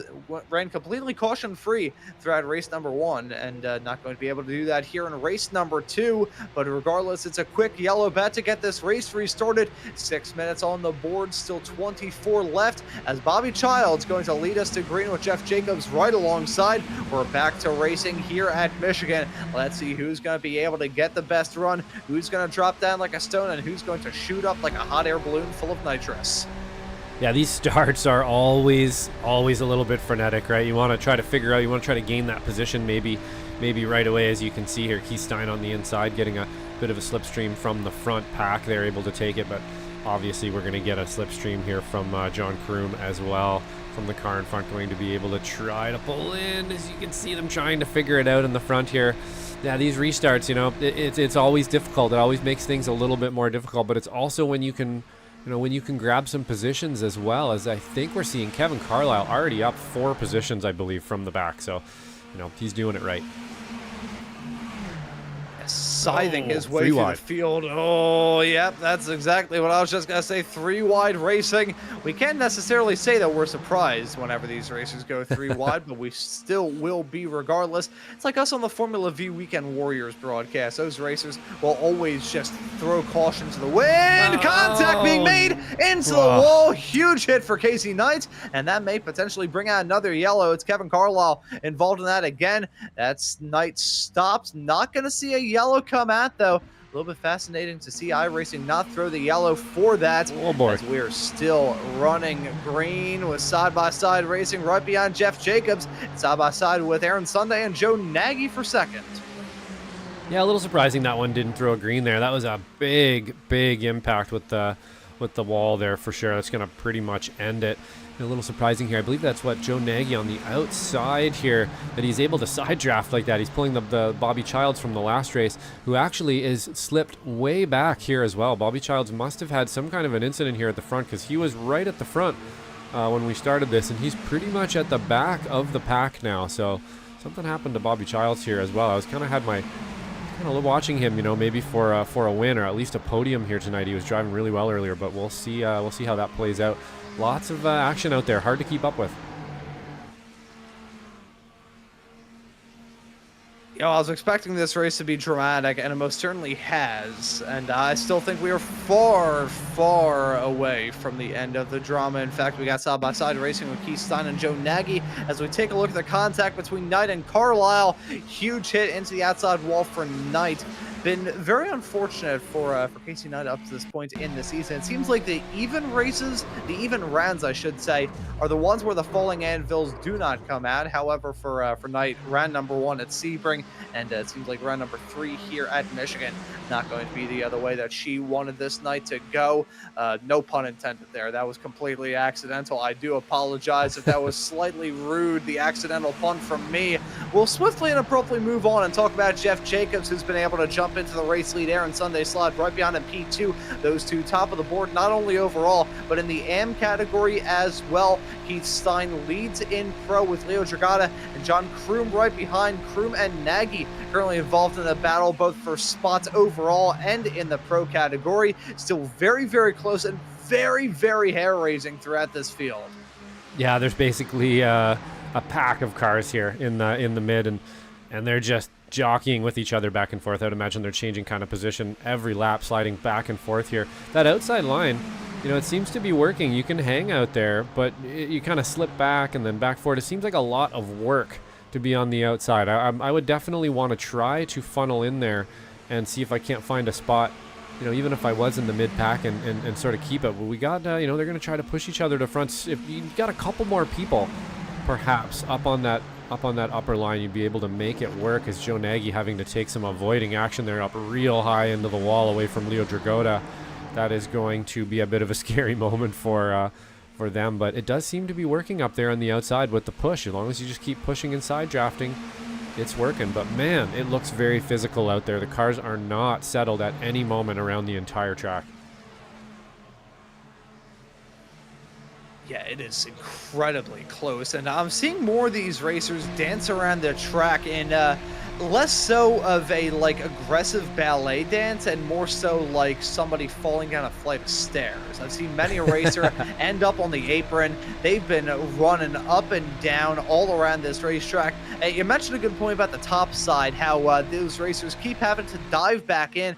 It's like, I'm trying to think of what is, I think it's a butterfly style of swimming when they keep bobbing up and down in the air as they go along. That's basically what they're having to do, because they run on that high side, trying to make anything work, keep the momentum rolling with the higher banking and the longer distance, but you also have to get the draft assistance, and that's when you see stuff like that. That right there was Neil Weston, maybe a bit of a sideways snap, whatever it may have been, diving back down to the bottom. Every single time I see a car like do something like that, whatever maneuver it may be, as that was nearly 3 wide racing off through turn number 1 and 2. It's every single time I see it, it's not even like I'm getting tased. It feels like my bones have been sitting in vinegar for a couple of months and my entire body's starting to feel a little bit wiggly. It is just so unnerving seeing these cars dart around the track like it's going out of style. Yeah, it is. Honestly, it's pulling me, and I'm trying to stay in commentator mode, and it's sort of pulling me out of it because you're just getting some genuine reactions here. This machinery just, it's like, oh my goodness, that is some close racing right there. It is like formation flying. You know, it's like watching, wow, Aaron Sunday gonna show up here on the inside. Oh, man, that is close as it gets. They're getting away with moments, you know, every few seconds here. It's just amazing to watch. This is pretty cool stuff here with the Ferraris around the oval. I can't wait for the next one. This is honestly great. Obviously, this one's still on, and we have a lot. Whoa, no! Action we're gonna see Contact here. being made. Yeah, that was Keith Stein running into the back of Neil Weston, and that was not a clean moment for Aaron Sunday either. You could see it missing a front bumper, missing a hood, and I think Neil Weston, he certainly got sent down in pit lane. He may have struck the pit attenuator there. We're gonna have to take a look at that with how close they were with the contact being made in that part of the racetrack. There's one way that could have ended, and I think those yellow sand barrels at the end of the pit lane wall have been crushed. It is still close quarter stuff up at the front. Even with that warning, these drivers are still going to be racing and battling as hard as they can. That was Joe Nagy and Michelle Squire nearly coming to blows as they headed their way off through turns number 3 and 4.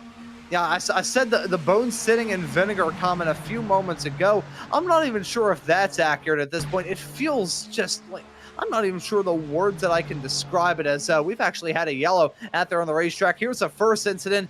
That was Sunday, and Weston had a feeling about the attenuator, and yes, it is upside down and barrel rolling on pit lane. Neil Weston going to crash out of this race in spectacular fashion, and I think that may have just been the start of the incidents. In fact, as we'll take a look at another angle of this from the gyro cam, that could be a cool shot, seeing that car flip and twirl around pit lane. Double impact, hit the pit attenuator, slammed into the inside wall, also hit the curb on the inside of pit lane as well. Neil Weston, he tried to drive it back into the pits. I'm sorry, these Ferrari Challenge cars may be strong. They're not that strong. I don't even think a block of tungsten could survive a ride like that. Yeah, that was a absolutely salacious impact there, and the attenuator too. You were right, good call. You know, you can kind of just tell by the damage there and the spot on the track that is probably what happened. We got a second one here that's actually brought the yellow out, and I believe it's Keith Stein here gonna also just smack that upper wall there, and that will put him into the pit. He's gonna do the right thing, hold the brakes there. We've done another quick look at that here in slow-mo. Maybe we can't get a bit of a pulled out shot, and it looks like he just kind of turned down on Guidry a little bit there. Might have been a little bit of net code involved, but yeah, nonetheless, he's going to end up hitting the wall very, very hard. So that brings out the second yellow, now officially past the halfway mark, and the fuel worries, the worry about green flag pit stops, pretty much going to be completely thrown out the window. I would be surprised if we see anybody stay out under this yellow. With half of the race already gone, you pretty much have to, as we will be seeing everybody make that call to come down pit lane, at least the racers who haven't come into the pits already. Jeff Jacobs going to lead in a group of cars involving the likes of Michelle Swire and Robert Schwenkler. Keith Stein coming down pit lane. You can see part of the reason why that's the case. That front bumper completely gone. The hood has been crumpled up to look like a discarded soda can, and is probably for sale on eBay as we're speaking for Stein and that Rockefeller Racing number 84 machine. Very frenetic, very hectic and chaotic start. Wonder of the fast repairs though. Stein with the damage repaired almost instantly. Clearly his mechanics have not been skimping out on their Red Bull dosage. Yep, that popped right back on there. Somebody got a souvenir in the crowd there, and we're back to racing again. But that was two big hits. You know, you were mentioning how different you know, two races can be from one another. Well, this one couldn't be more different than the other one for sure. We've had a bunch of incidents here, a bunch more touching, and I think, you know, it comes to kind of what I was saying. You get a bit confident, and you don't quite have it yet, you know, and none of them do. And I'm not saying that in any disparaging way at all. It would be the same for anyone who's out, you know, in a car they haven't driven on an oval yet, on a track probably they haven't raced in that car, and you kind of get out there and you start cashing maybe some checks that that you can't quite cash yet, and also that mixed with the flipped grid as well just makes things extra hard mentally as well to kind of keep calm and just sort of stay where you are maybe at the moment, make those good decisions and so on. And we're seeing you know, a little bit of aggressive, maybe more aggressive than the first one, let's say. Haven't really seen anybody do anything egregious yet, really just kind of contact and pretty standard fair stuff, I think, for figuring out a new car on an oval. Yeah, we talked about this race being a venture off into the unknown. That, I think, is the best way to describe the night of racing action that we have already had. It has been chaotic, hectic, insane. Every sort of simile that you could use has been used up to this point. I've talked about Usain Bolt running in shoes made out of pudding. I've talked about feeling like my bones have been sitting in vinegar.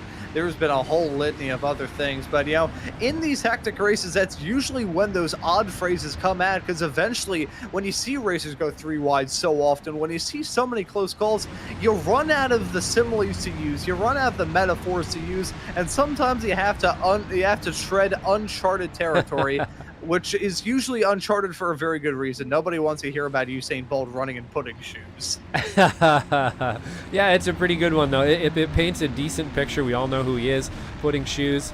I like it personally, you know, and like you said, you know, you got to get out there. You got to use, you know, pull the thesaurus out and just get after it sometimes, especially you just run out of expletives and so on, you know, after a little while when there's so much action going on here. Like I said earlier, it's hard to stay even in commentator mode. Not that I'm kind of learning this commentator thing on my side here as well, but But you know, trying to it's hard to stay in commentator mode when there's so much action. I just want to be like, dude, look at that, and that doesn't sound good on TV at all. But man, it's been pretty cool. The cars look just awesome. They sound awesome, and I can't wait for this restart here. Honestly, see how this is going to play out for our almost there, just past half now into the races. We're looking at a start here. And a green flag back at the second restart of the night, and we are back to racing here at Michigan.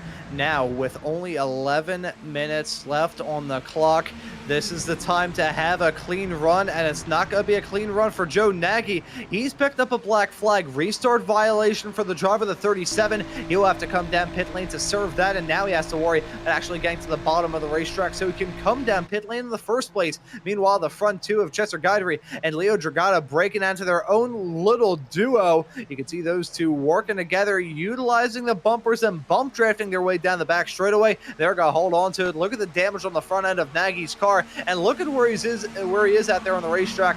Reminder, folks, if he stays out there on the racetrack for too long without serving that black flag, he's got to pick up a black flag with a white cross through it. You know what that means? You're done. You're disqualified. You're out of this race. So Joe Nagy going to have to try and get down to the bottom of the racetrack as quickly as he can, as Mike Dam and Bobby Childs were chasing each other's tail. Michelle Squire now getting involved in that battle as well. Yeah, you can get a really good camera shot here. Our Whiplash cams, we should also send a big thanks out to them as well for these awesome cameras, giving me all kinds of options for viewing there. You can really see how tenuous that push can be in this car. You got to really creep up to the back end there and give it a push. You just don't have a lot of time to get it done on the straightaway, I think, is the problem, because you do have to creep into it so nicely so you don't wreck the guy in front of you, and it's difficult to do. But by the time you get there, you're almost in the corner again, sort of thing. So it's you know, we've seen a few kind of go wrong here, and where they're definitely still trying is Dragota just millimeters off Guidry here, and you can see he's kind of just getting to the push point there by the time they get to the corner. It's a little bit difficult down that straight to make that push happen, but going to be essential, I think, here to the win. So it's one of those things where, you know, you might need a little bit of help out there. That might actually make the difference. Yeah, I think the way that I could sum it up in terms of the bump drafting and how scary it is, it's pretty much a necessary evil that you have to try and conquer. Contact being made. That's Keith Stein making contact with Michelle Squire, and firing up into the wall is going to go Jake Mackey. He was running in P2 in silver as they wreck on the back straightaway. I think Jeff Jacobs has gotten involved in an incident there. It's himself and Keith Stein. My apologies, that's not Keith Stein. That's Neil Weston making contact, heading down there. Stein was a driver involved in an incident a few moments prior to that, but we have got ourselves the third yellow of the night. Chaos as we go through race number 2, and it's Leo Dragata actually running in P2 at the time of caution. Chester Guidry gonna be the one up at the front in the field, up at the front of AM as well. And now we gotta wonder how quick of a shootout we will have at the end of this race as we take a look at the replays of what brought the yellow out. Yeah, that was Keith Stein there. That was actually a little bit earlier, I believe. Unfortunately, smacking the wall really, really hard there. We'll have a look at, this is, I believe, Neil Weston and Jeff Jacobs. Unfortunately, you know, that almost looked like a little bit of iRacing glue. Kind of hard to say, but maybe we'll try to back that up a little bit. We'll fight. Oh, no, that's going to be when he's already lost his front clip there. But, yeah, unfortunately, they get into each other, get into that upper wall. That's going to put them both in the pit and bring out another yellow for us. Yeah, so there it is, folks. Third yellow of the night. You know how we said right before the start of this race how with how clean race number 1 was, maybe we'd have a bit more chaos in race number 2. I think that question has now been answered, considering that we're under yellow for the third time in this 30-minute long race, and probably setting ourselves up for a very quick dash to the end. I would say at the very most, we're going to have about 5-6 minutes left on the clock, so about 12 laps of racing, as we're going to be seeing maybe some pit stops, both the drivers up in the front, faking out of it. I was going to say, we'd see some pit stops for maybe a handful of racers, those mainly involved in the incident that brought this yellow out. And that's exactly what we are seeing. The likes of Keith Stein all right down pit lane. Isla Speaker has been down pit lane throughout a decent chunk of this race. Unfortunate way for their race to go. Behind the wheel, the number 86 entry, Jeff Jacobs, Neil Weston, and Jake Mackey coming down pit lane, as it's currently Stein and Mackey, the drivers, making the entrance into pit lane from being out there on the racetrack. The rest of them took a tow. But now that we've got a quick run up to the end, we're expecting this race to be even more hectic, even more chaotic than it already has been. Yeah, for sure. It's definitely been a lot different than the first one there. We've had a bunch of incidents. Looked like mainly, again, just kind of making some contact and stuff. Pretty easy to do out there. Getting used to the cars, getting used to sort of the pace and the drivers around you and stuff like that. So some pretty big hits there for sure. Taking some of kind of the major players out. We had I think we've had 2 or 3 leaders now who are leading and are now in the back or have had a big accident or something. So really, it is anybody's game, like we were saying at the beginning here. I think anybody could take this race still with only a few laps left.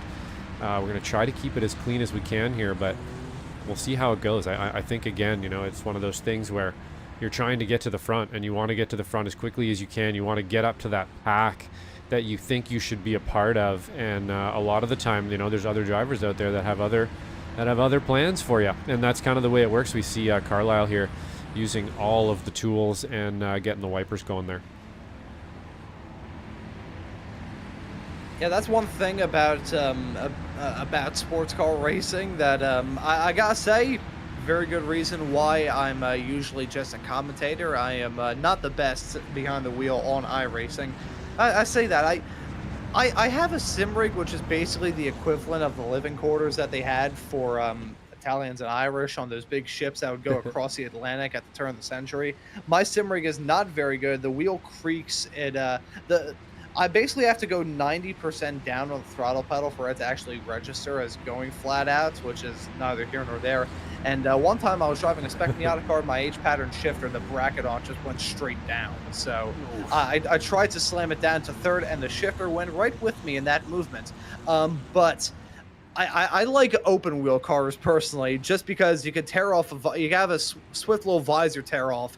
In a sports car, you gotta use the wipers, which if I was following a truck kicking a lot of dust up in the air in my car and I turned on the wipers, it would feel like nails on a chalkboard to me, just hearing that dusty swipe across from the wipers on that windshield. It would just fill me with such an intense amount of disgust and shame. That's probably one of the reasons why I like racing open wheel cars a little bit more than sports cars, if I'm being honest. But before we head off into my own little quirks and features of myself as a human being, let's think about this race and what could very well be the final restart of the night. It's going to be Leo Dragata, your leader in the pro category, looking to get his first win here in his first night racing with us here in the Xtreme Motorsports Ferrari Road Oval Challenge, right alongside Chester Guidry, who, as much as his winning streak in AM has now been snapped, I think an overall race win in race number 2 here at Michigan may heal those wounds as we're back to racing for what could be the final time. 3.5 minutes left on the clock. A whole lot of racing and a whole lot of storylines left to be tied up, as we got Dragata flashing the headlights on again ahead of Guidry, as those two have broken away. Side-by-side racing going on right behind. That's Bobby Childs, your current silver leader, running in third, battling with John Kroom, your current P2 runner in the pro category. Contact being made right behind. Up into the wall they're going to go. That's Keith Stein and Robert Schwenkler, I believe, and that is going to bring out the yellow with 3 minutes left to go. That could very well may do it in this race. Schwenkler with major damage on that race car. Both front wheels broken off at the seams, I believe. He'll have to tow that car back into the pits. Stein with another incident going to take him out of contention. Both the yellow coming out so late on into this race that may have just handed the win to this man, Chester Guidry, in a car that may look like it's ready for Christmas. It's going to feel like Christmas in October if he can hold on to this race lead, if this does end the race. Yeah, this might do it. This might end the race. This would actually be, oh man, yeah. Again, I'm wondering if that's a little bit iRacing glue. Once you get into somebody a little bit sometimes like that, you get into the wheel well, and you just get stuck together, and there's nothing you can do. You can try to pull the other way, and that's it. You're just kind of going along for the ride at that point.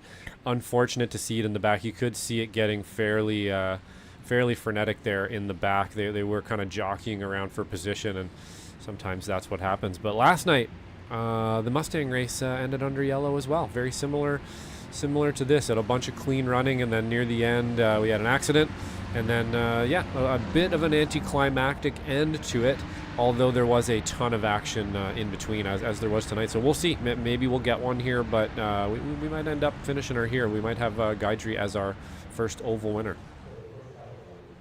Yeah, if Chester Guidry is going to be your first AM winner overall this season, that would be a brilliant way to get it done. As I said right before we had that restart, as he tries to fake us out and give us a little bit of a panic attack on the air.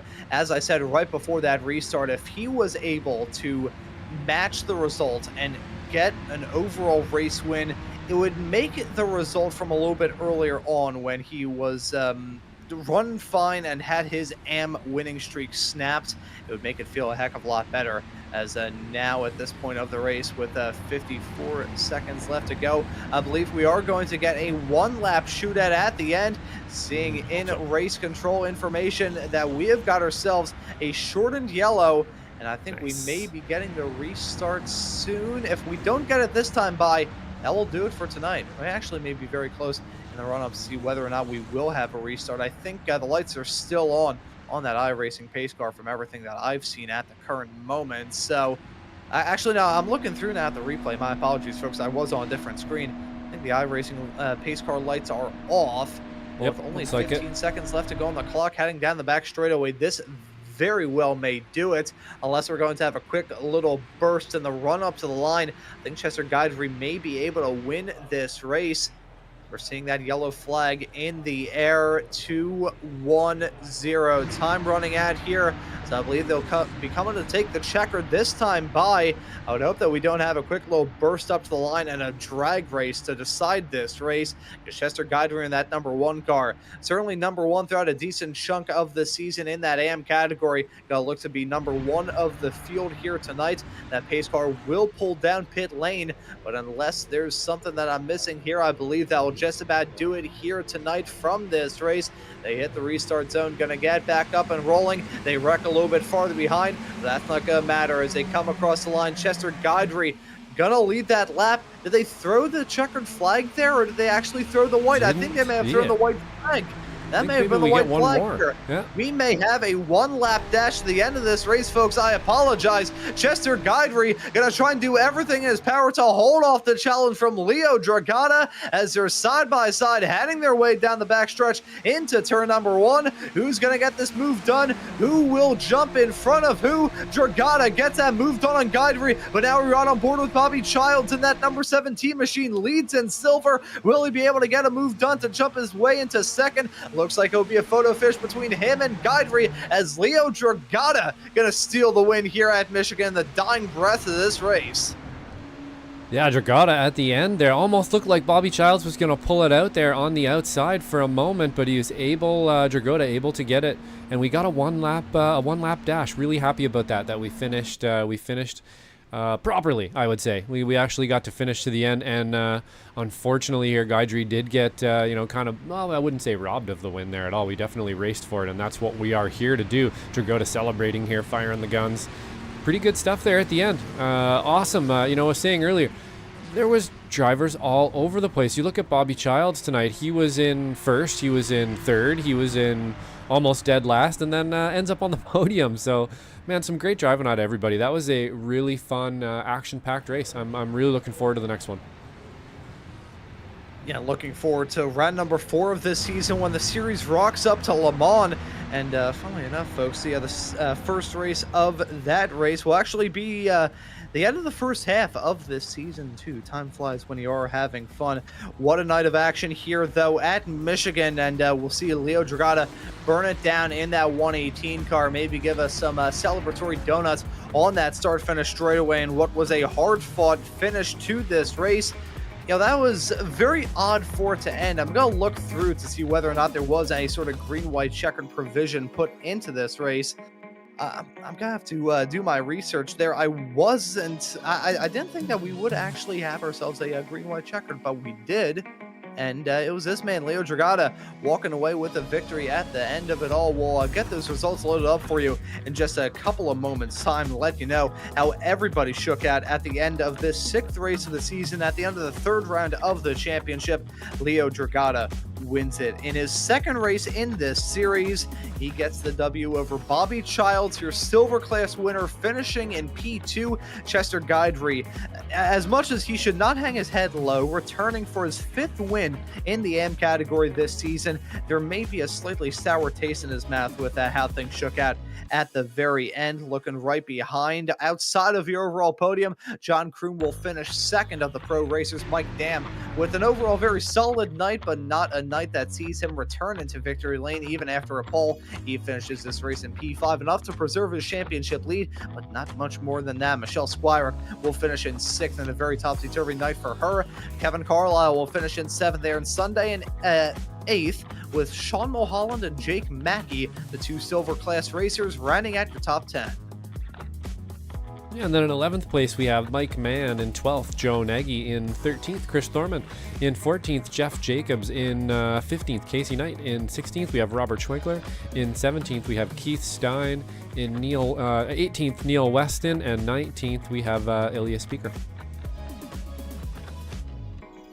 And so those are your results from the night. The 2nd race of the evening, and there you can see your top finishers at the very end of it. A hard-fought night for drivers up and down the field. Want to give a shout out, though, of course, Chester Guidry with his 5th win in the AM category, Leo Dragata with his 1st in the pro class, and Bobby Childs making a 2 for 2 tonight in that silver category. We'll get the opportunity to have a chat with some of these racers in just a couple of moments' time. We'll give an opportunity to kind of get our bearings straight here before we move off into the interviews. I'm trying to think of how exactly we should cut this. I think we'll start off by having a chat with their silver class winner in both of the nights. We'll work our way up from silver, then into AM, and then work our way up to pro. So we'll start off by having a chat with series admin and 2-time now winner in the silver category here this season. Bobby, welcome into the broadcast booth. Sorry for dragging you in mid-sentence, but congratulations on the double here tonight in Michigan. How was it out there? Yo, man, it was everything I hoped for when we started putting this series together, man, because it was, I mentioned in the chat, I'm hoping that the viewers can really feel the IROC motif that we've got going on. It was such a great series back in the day, all spec, everybody was in the same car with the same setup, and it was driver versus driver, and one of the best finishes ever was Dale Senior versus Dale Junior at Michigan. So we had to have Michigan on the schedule. And man, it was everything we hoped for. Race 2, we had a few more cautions than we would have liked, but I think it set up a pretty exciting finish where we saw the leaders in each class go 1, 2, 3. I mean, that you can't script it better than that, right?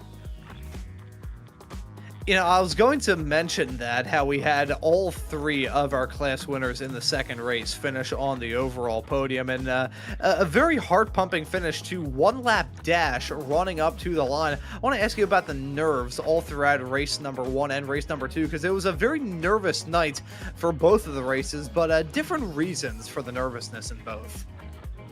The only thing that made me nervous was race 2 when we got snookered on the pit stop. We really thought it was too early to pit under that first caution, and then crew chief came over the radio and said, okay, pit window's open. Right after we passed the pit entry, it's like, oh my gosh. So me and Chris Thorman were planning on working together, and he's like, okay, as soon as we get around this first green flag lap, let's go ahead and pit so we don't have anything happen like what happened in race 1. And then he had another problem in the pit stop. So I'm out there by myself. And then I got to give Casey Knight all the props in the world. He came out of the pits and he linked up with me, and then me and him running together. We're faster than the leaders. We were actually starting to gap them, a tenth here, a tenth there, a tenth there. So that kept me in the mix. And so I got to thank Casey just nonstop, give him the Wayne's World. We're not worthy, because without his help at that moment, I mean, there's no way that I get back around, without going a lap down. Yeah, some nice pseudo teamwork throughout this race, and brilliant racing action from start to finish. I gotta say, love to see the respectful action out there on the racetrack, and I will probably need to down a couple of cough drops after tonight. But hey, that's the mark of a good race. If it's testing the commentator's vocal cords, that means it was exciting. Expecting the same exciting racing. I really hope so, guys. I really hope you did enjoy it. I hope the live viewers, I hope our future viewers really enjoy this. It was a ton of fun. Some of us have more experience with ovals than others. I was really impressed with Mike Dam. Really picked up on it quick. He was running really strong. Won the pole. Like, what in the world, man? So I think these oval rounds are going to be a lot of fun. Yeah, no, it will be a little bit until we see the next oval, that being at IRP. Between then and now, we've got Le Mans for round number 4. A pretty different end of the spectrum, but still a pretty intriguing race as far as I'm concerned. That's going to be a fun one. Oh, yeah, I did it in the officials in Ferrari Challenge, and it is a blast. The car does not drive at Le Mans the way you think a Ferrari should.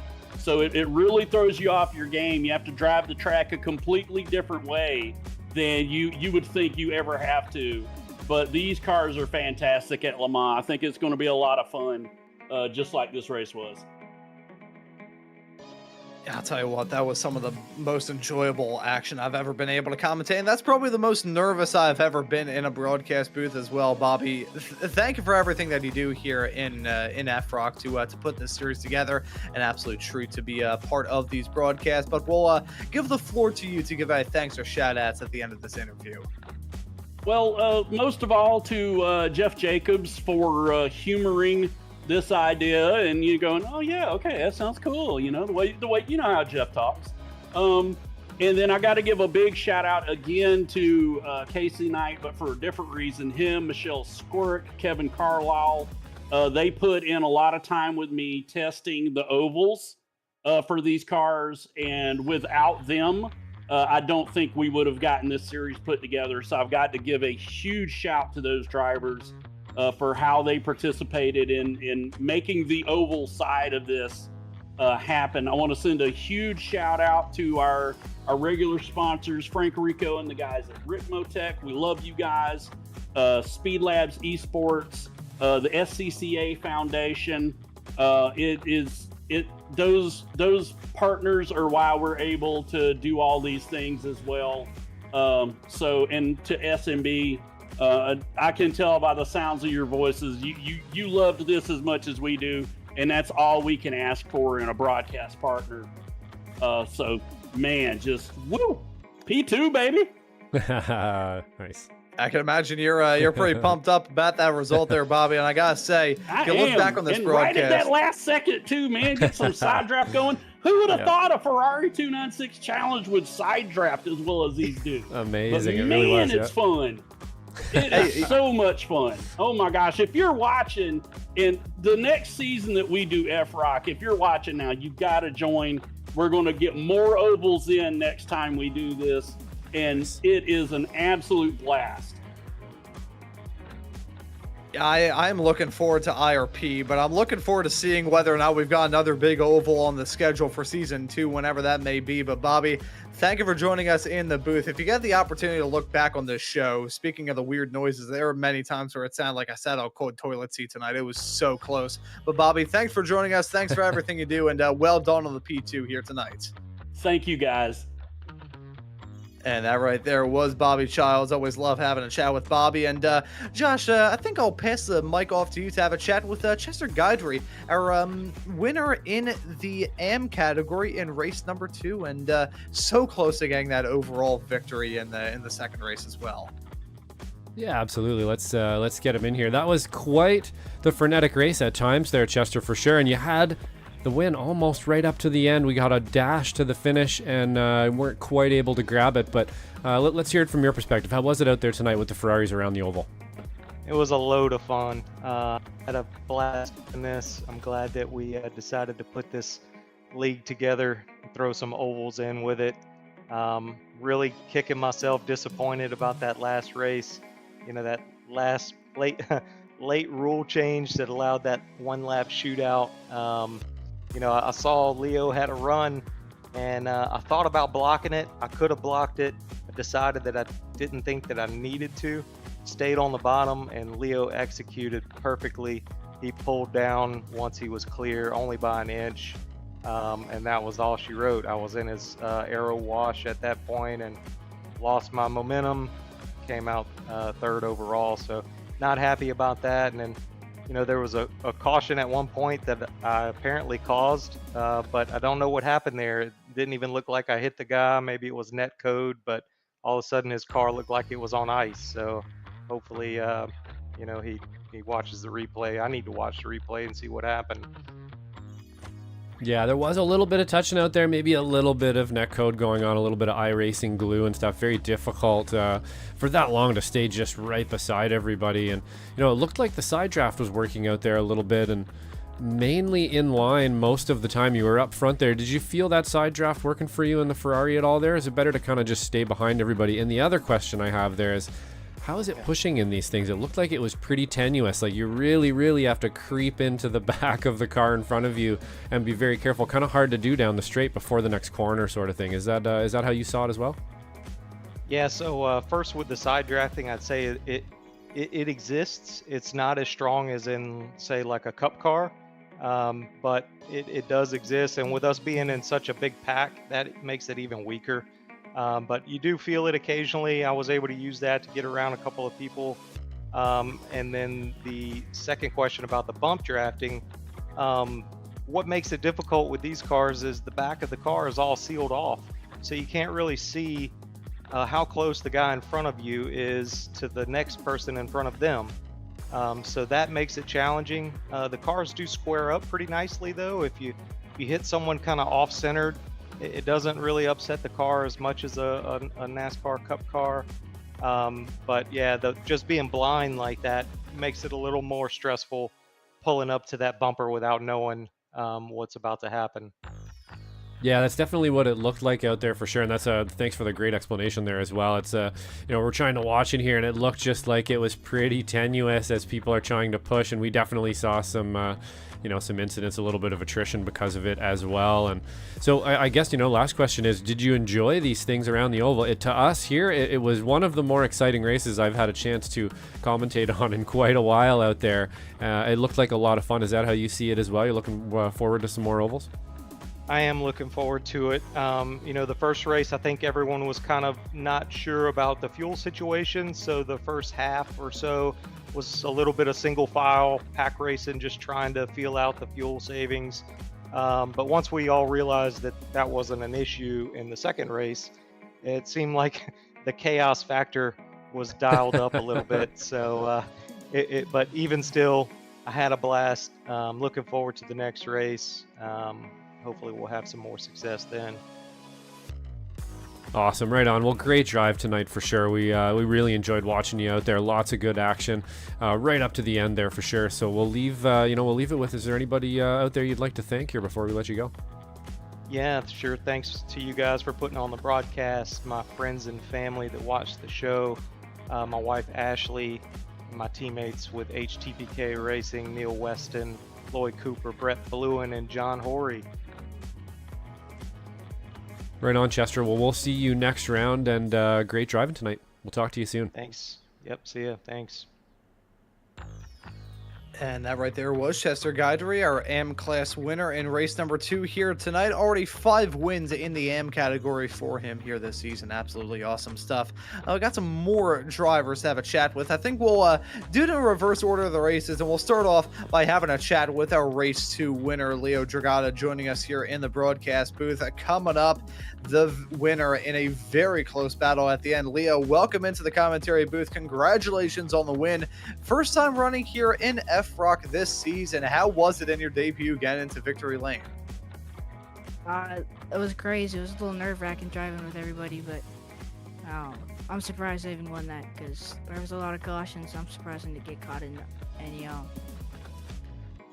Yeah, just try to survive, do the pit strategy, but right, got lucky with the caution because we didn't pit first caution, so me and Mike really needed another caution.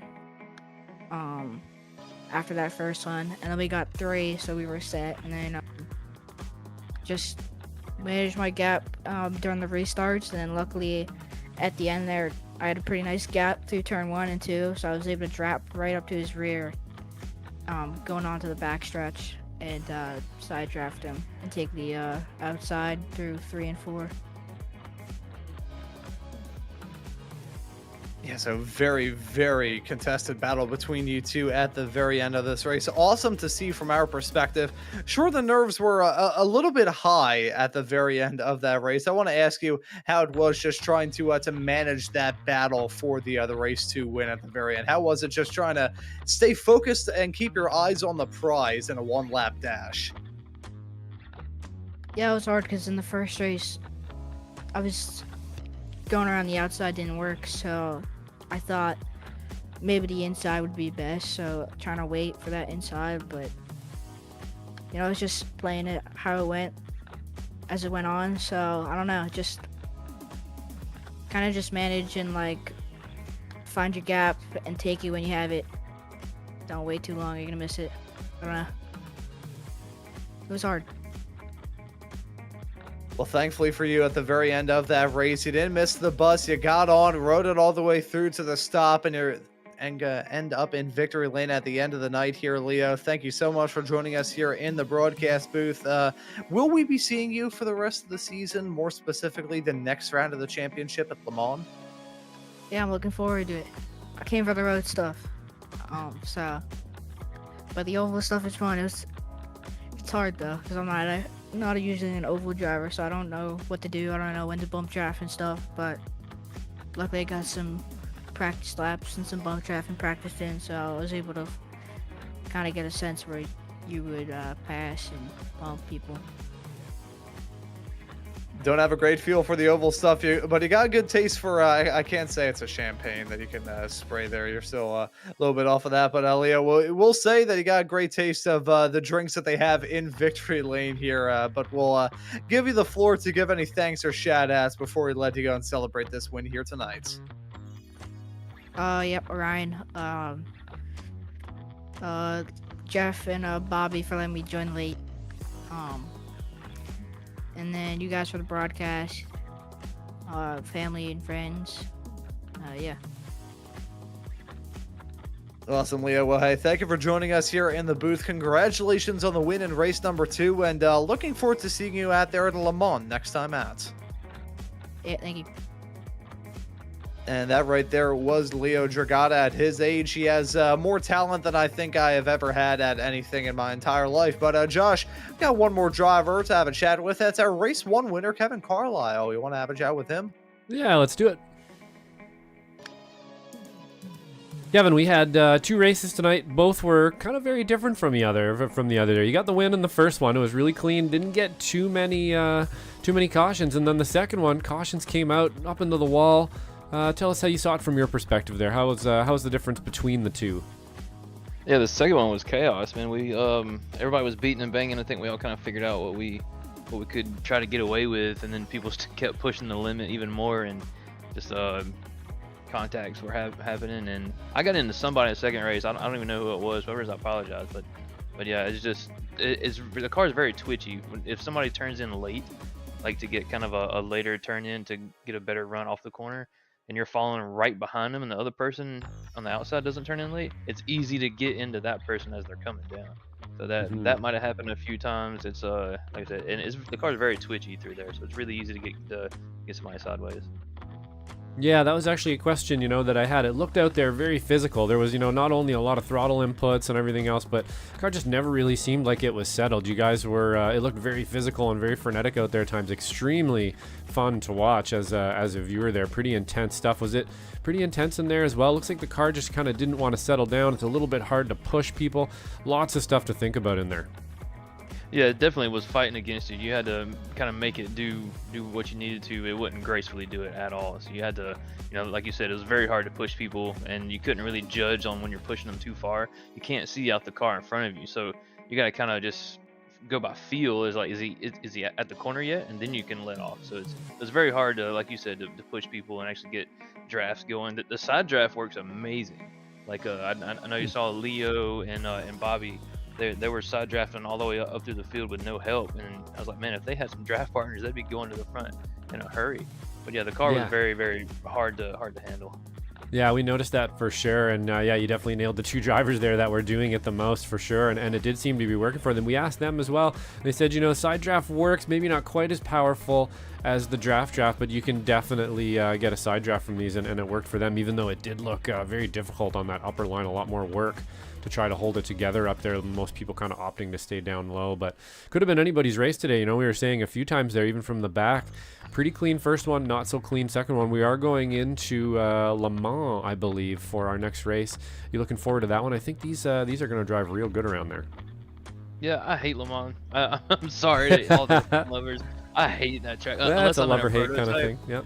Yeah, like I've had nothing but bad luck there ever, and even in the prototype for the 24 this recently, I crashed it. So it was I have a hate relationship with Le Mans. I'm not looking forward to it. Right, okay. Yeah, well, it is one of those ones. I like to try to make those, the ones that I hate, I like to try to make them the ones that I like by the end. Hopefully you can get a good result and perhaps turn that around. But some really great driving there tonight, especially in the first race. Second one had a little bit of attrition for you, but is there anybody you'd like to thank out there before we let you go? Yeah, thanks to everybody at SimCity Racing. Such a good group of guys to work with. Thanks to all our sponsors, Monster Energy, Oakley, Jordan, Abruzzi, Sim Gear, Grid, and thanks to you guys for putting on a really good show. I really like the broadcast. It's very fun to watch. I do it while I watch it while I'm doing cardio tomorrow. Excellent. Well, thank you. Thanks a whole bunch for the kind words. I had to pull some double duty and produce and comms tonight, so it was a really, really exciting one to watch back. This was a great race. Really good idea on the ovals. These cars, not only do they look beautiful, but they race really good like this too. So yeah, awesome to see you guys driving out there, and we'll catch you at the next one, Kevin. Everybody, thank you.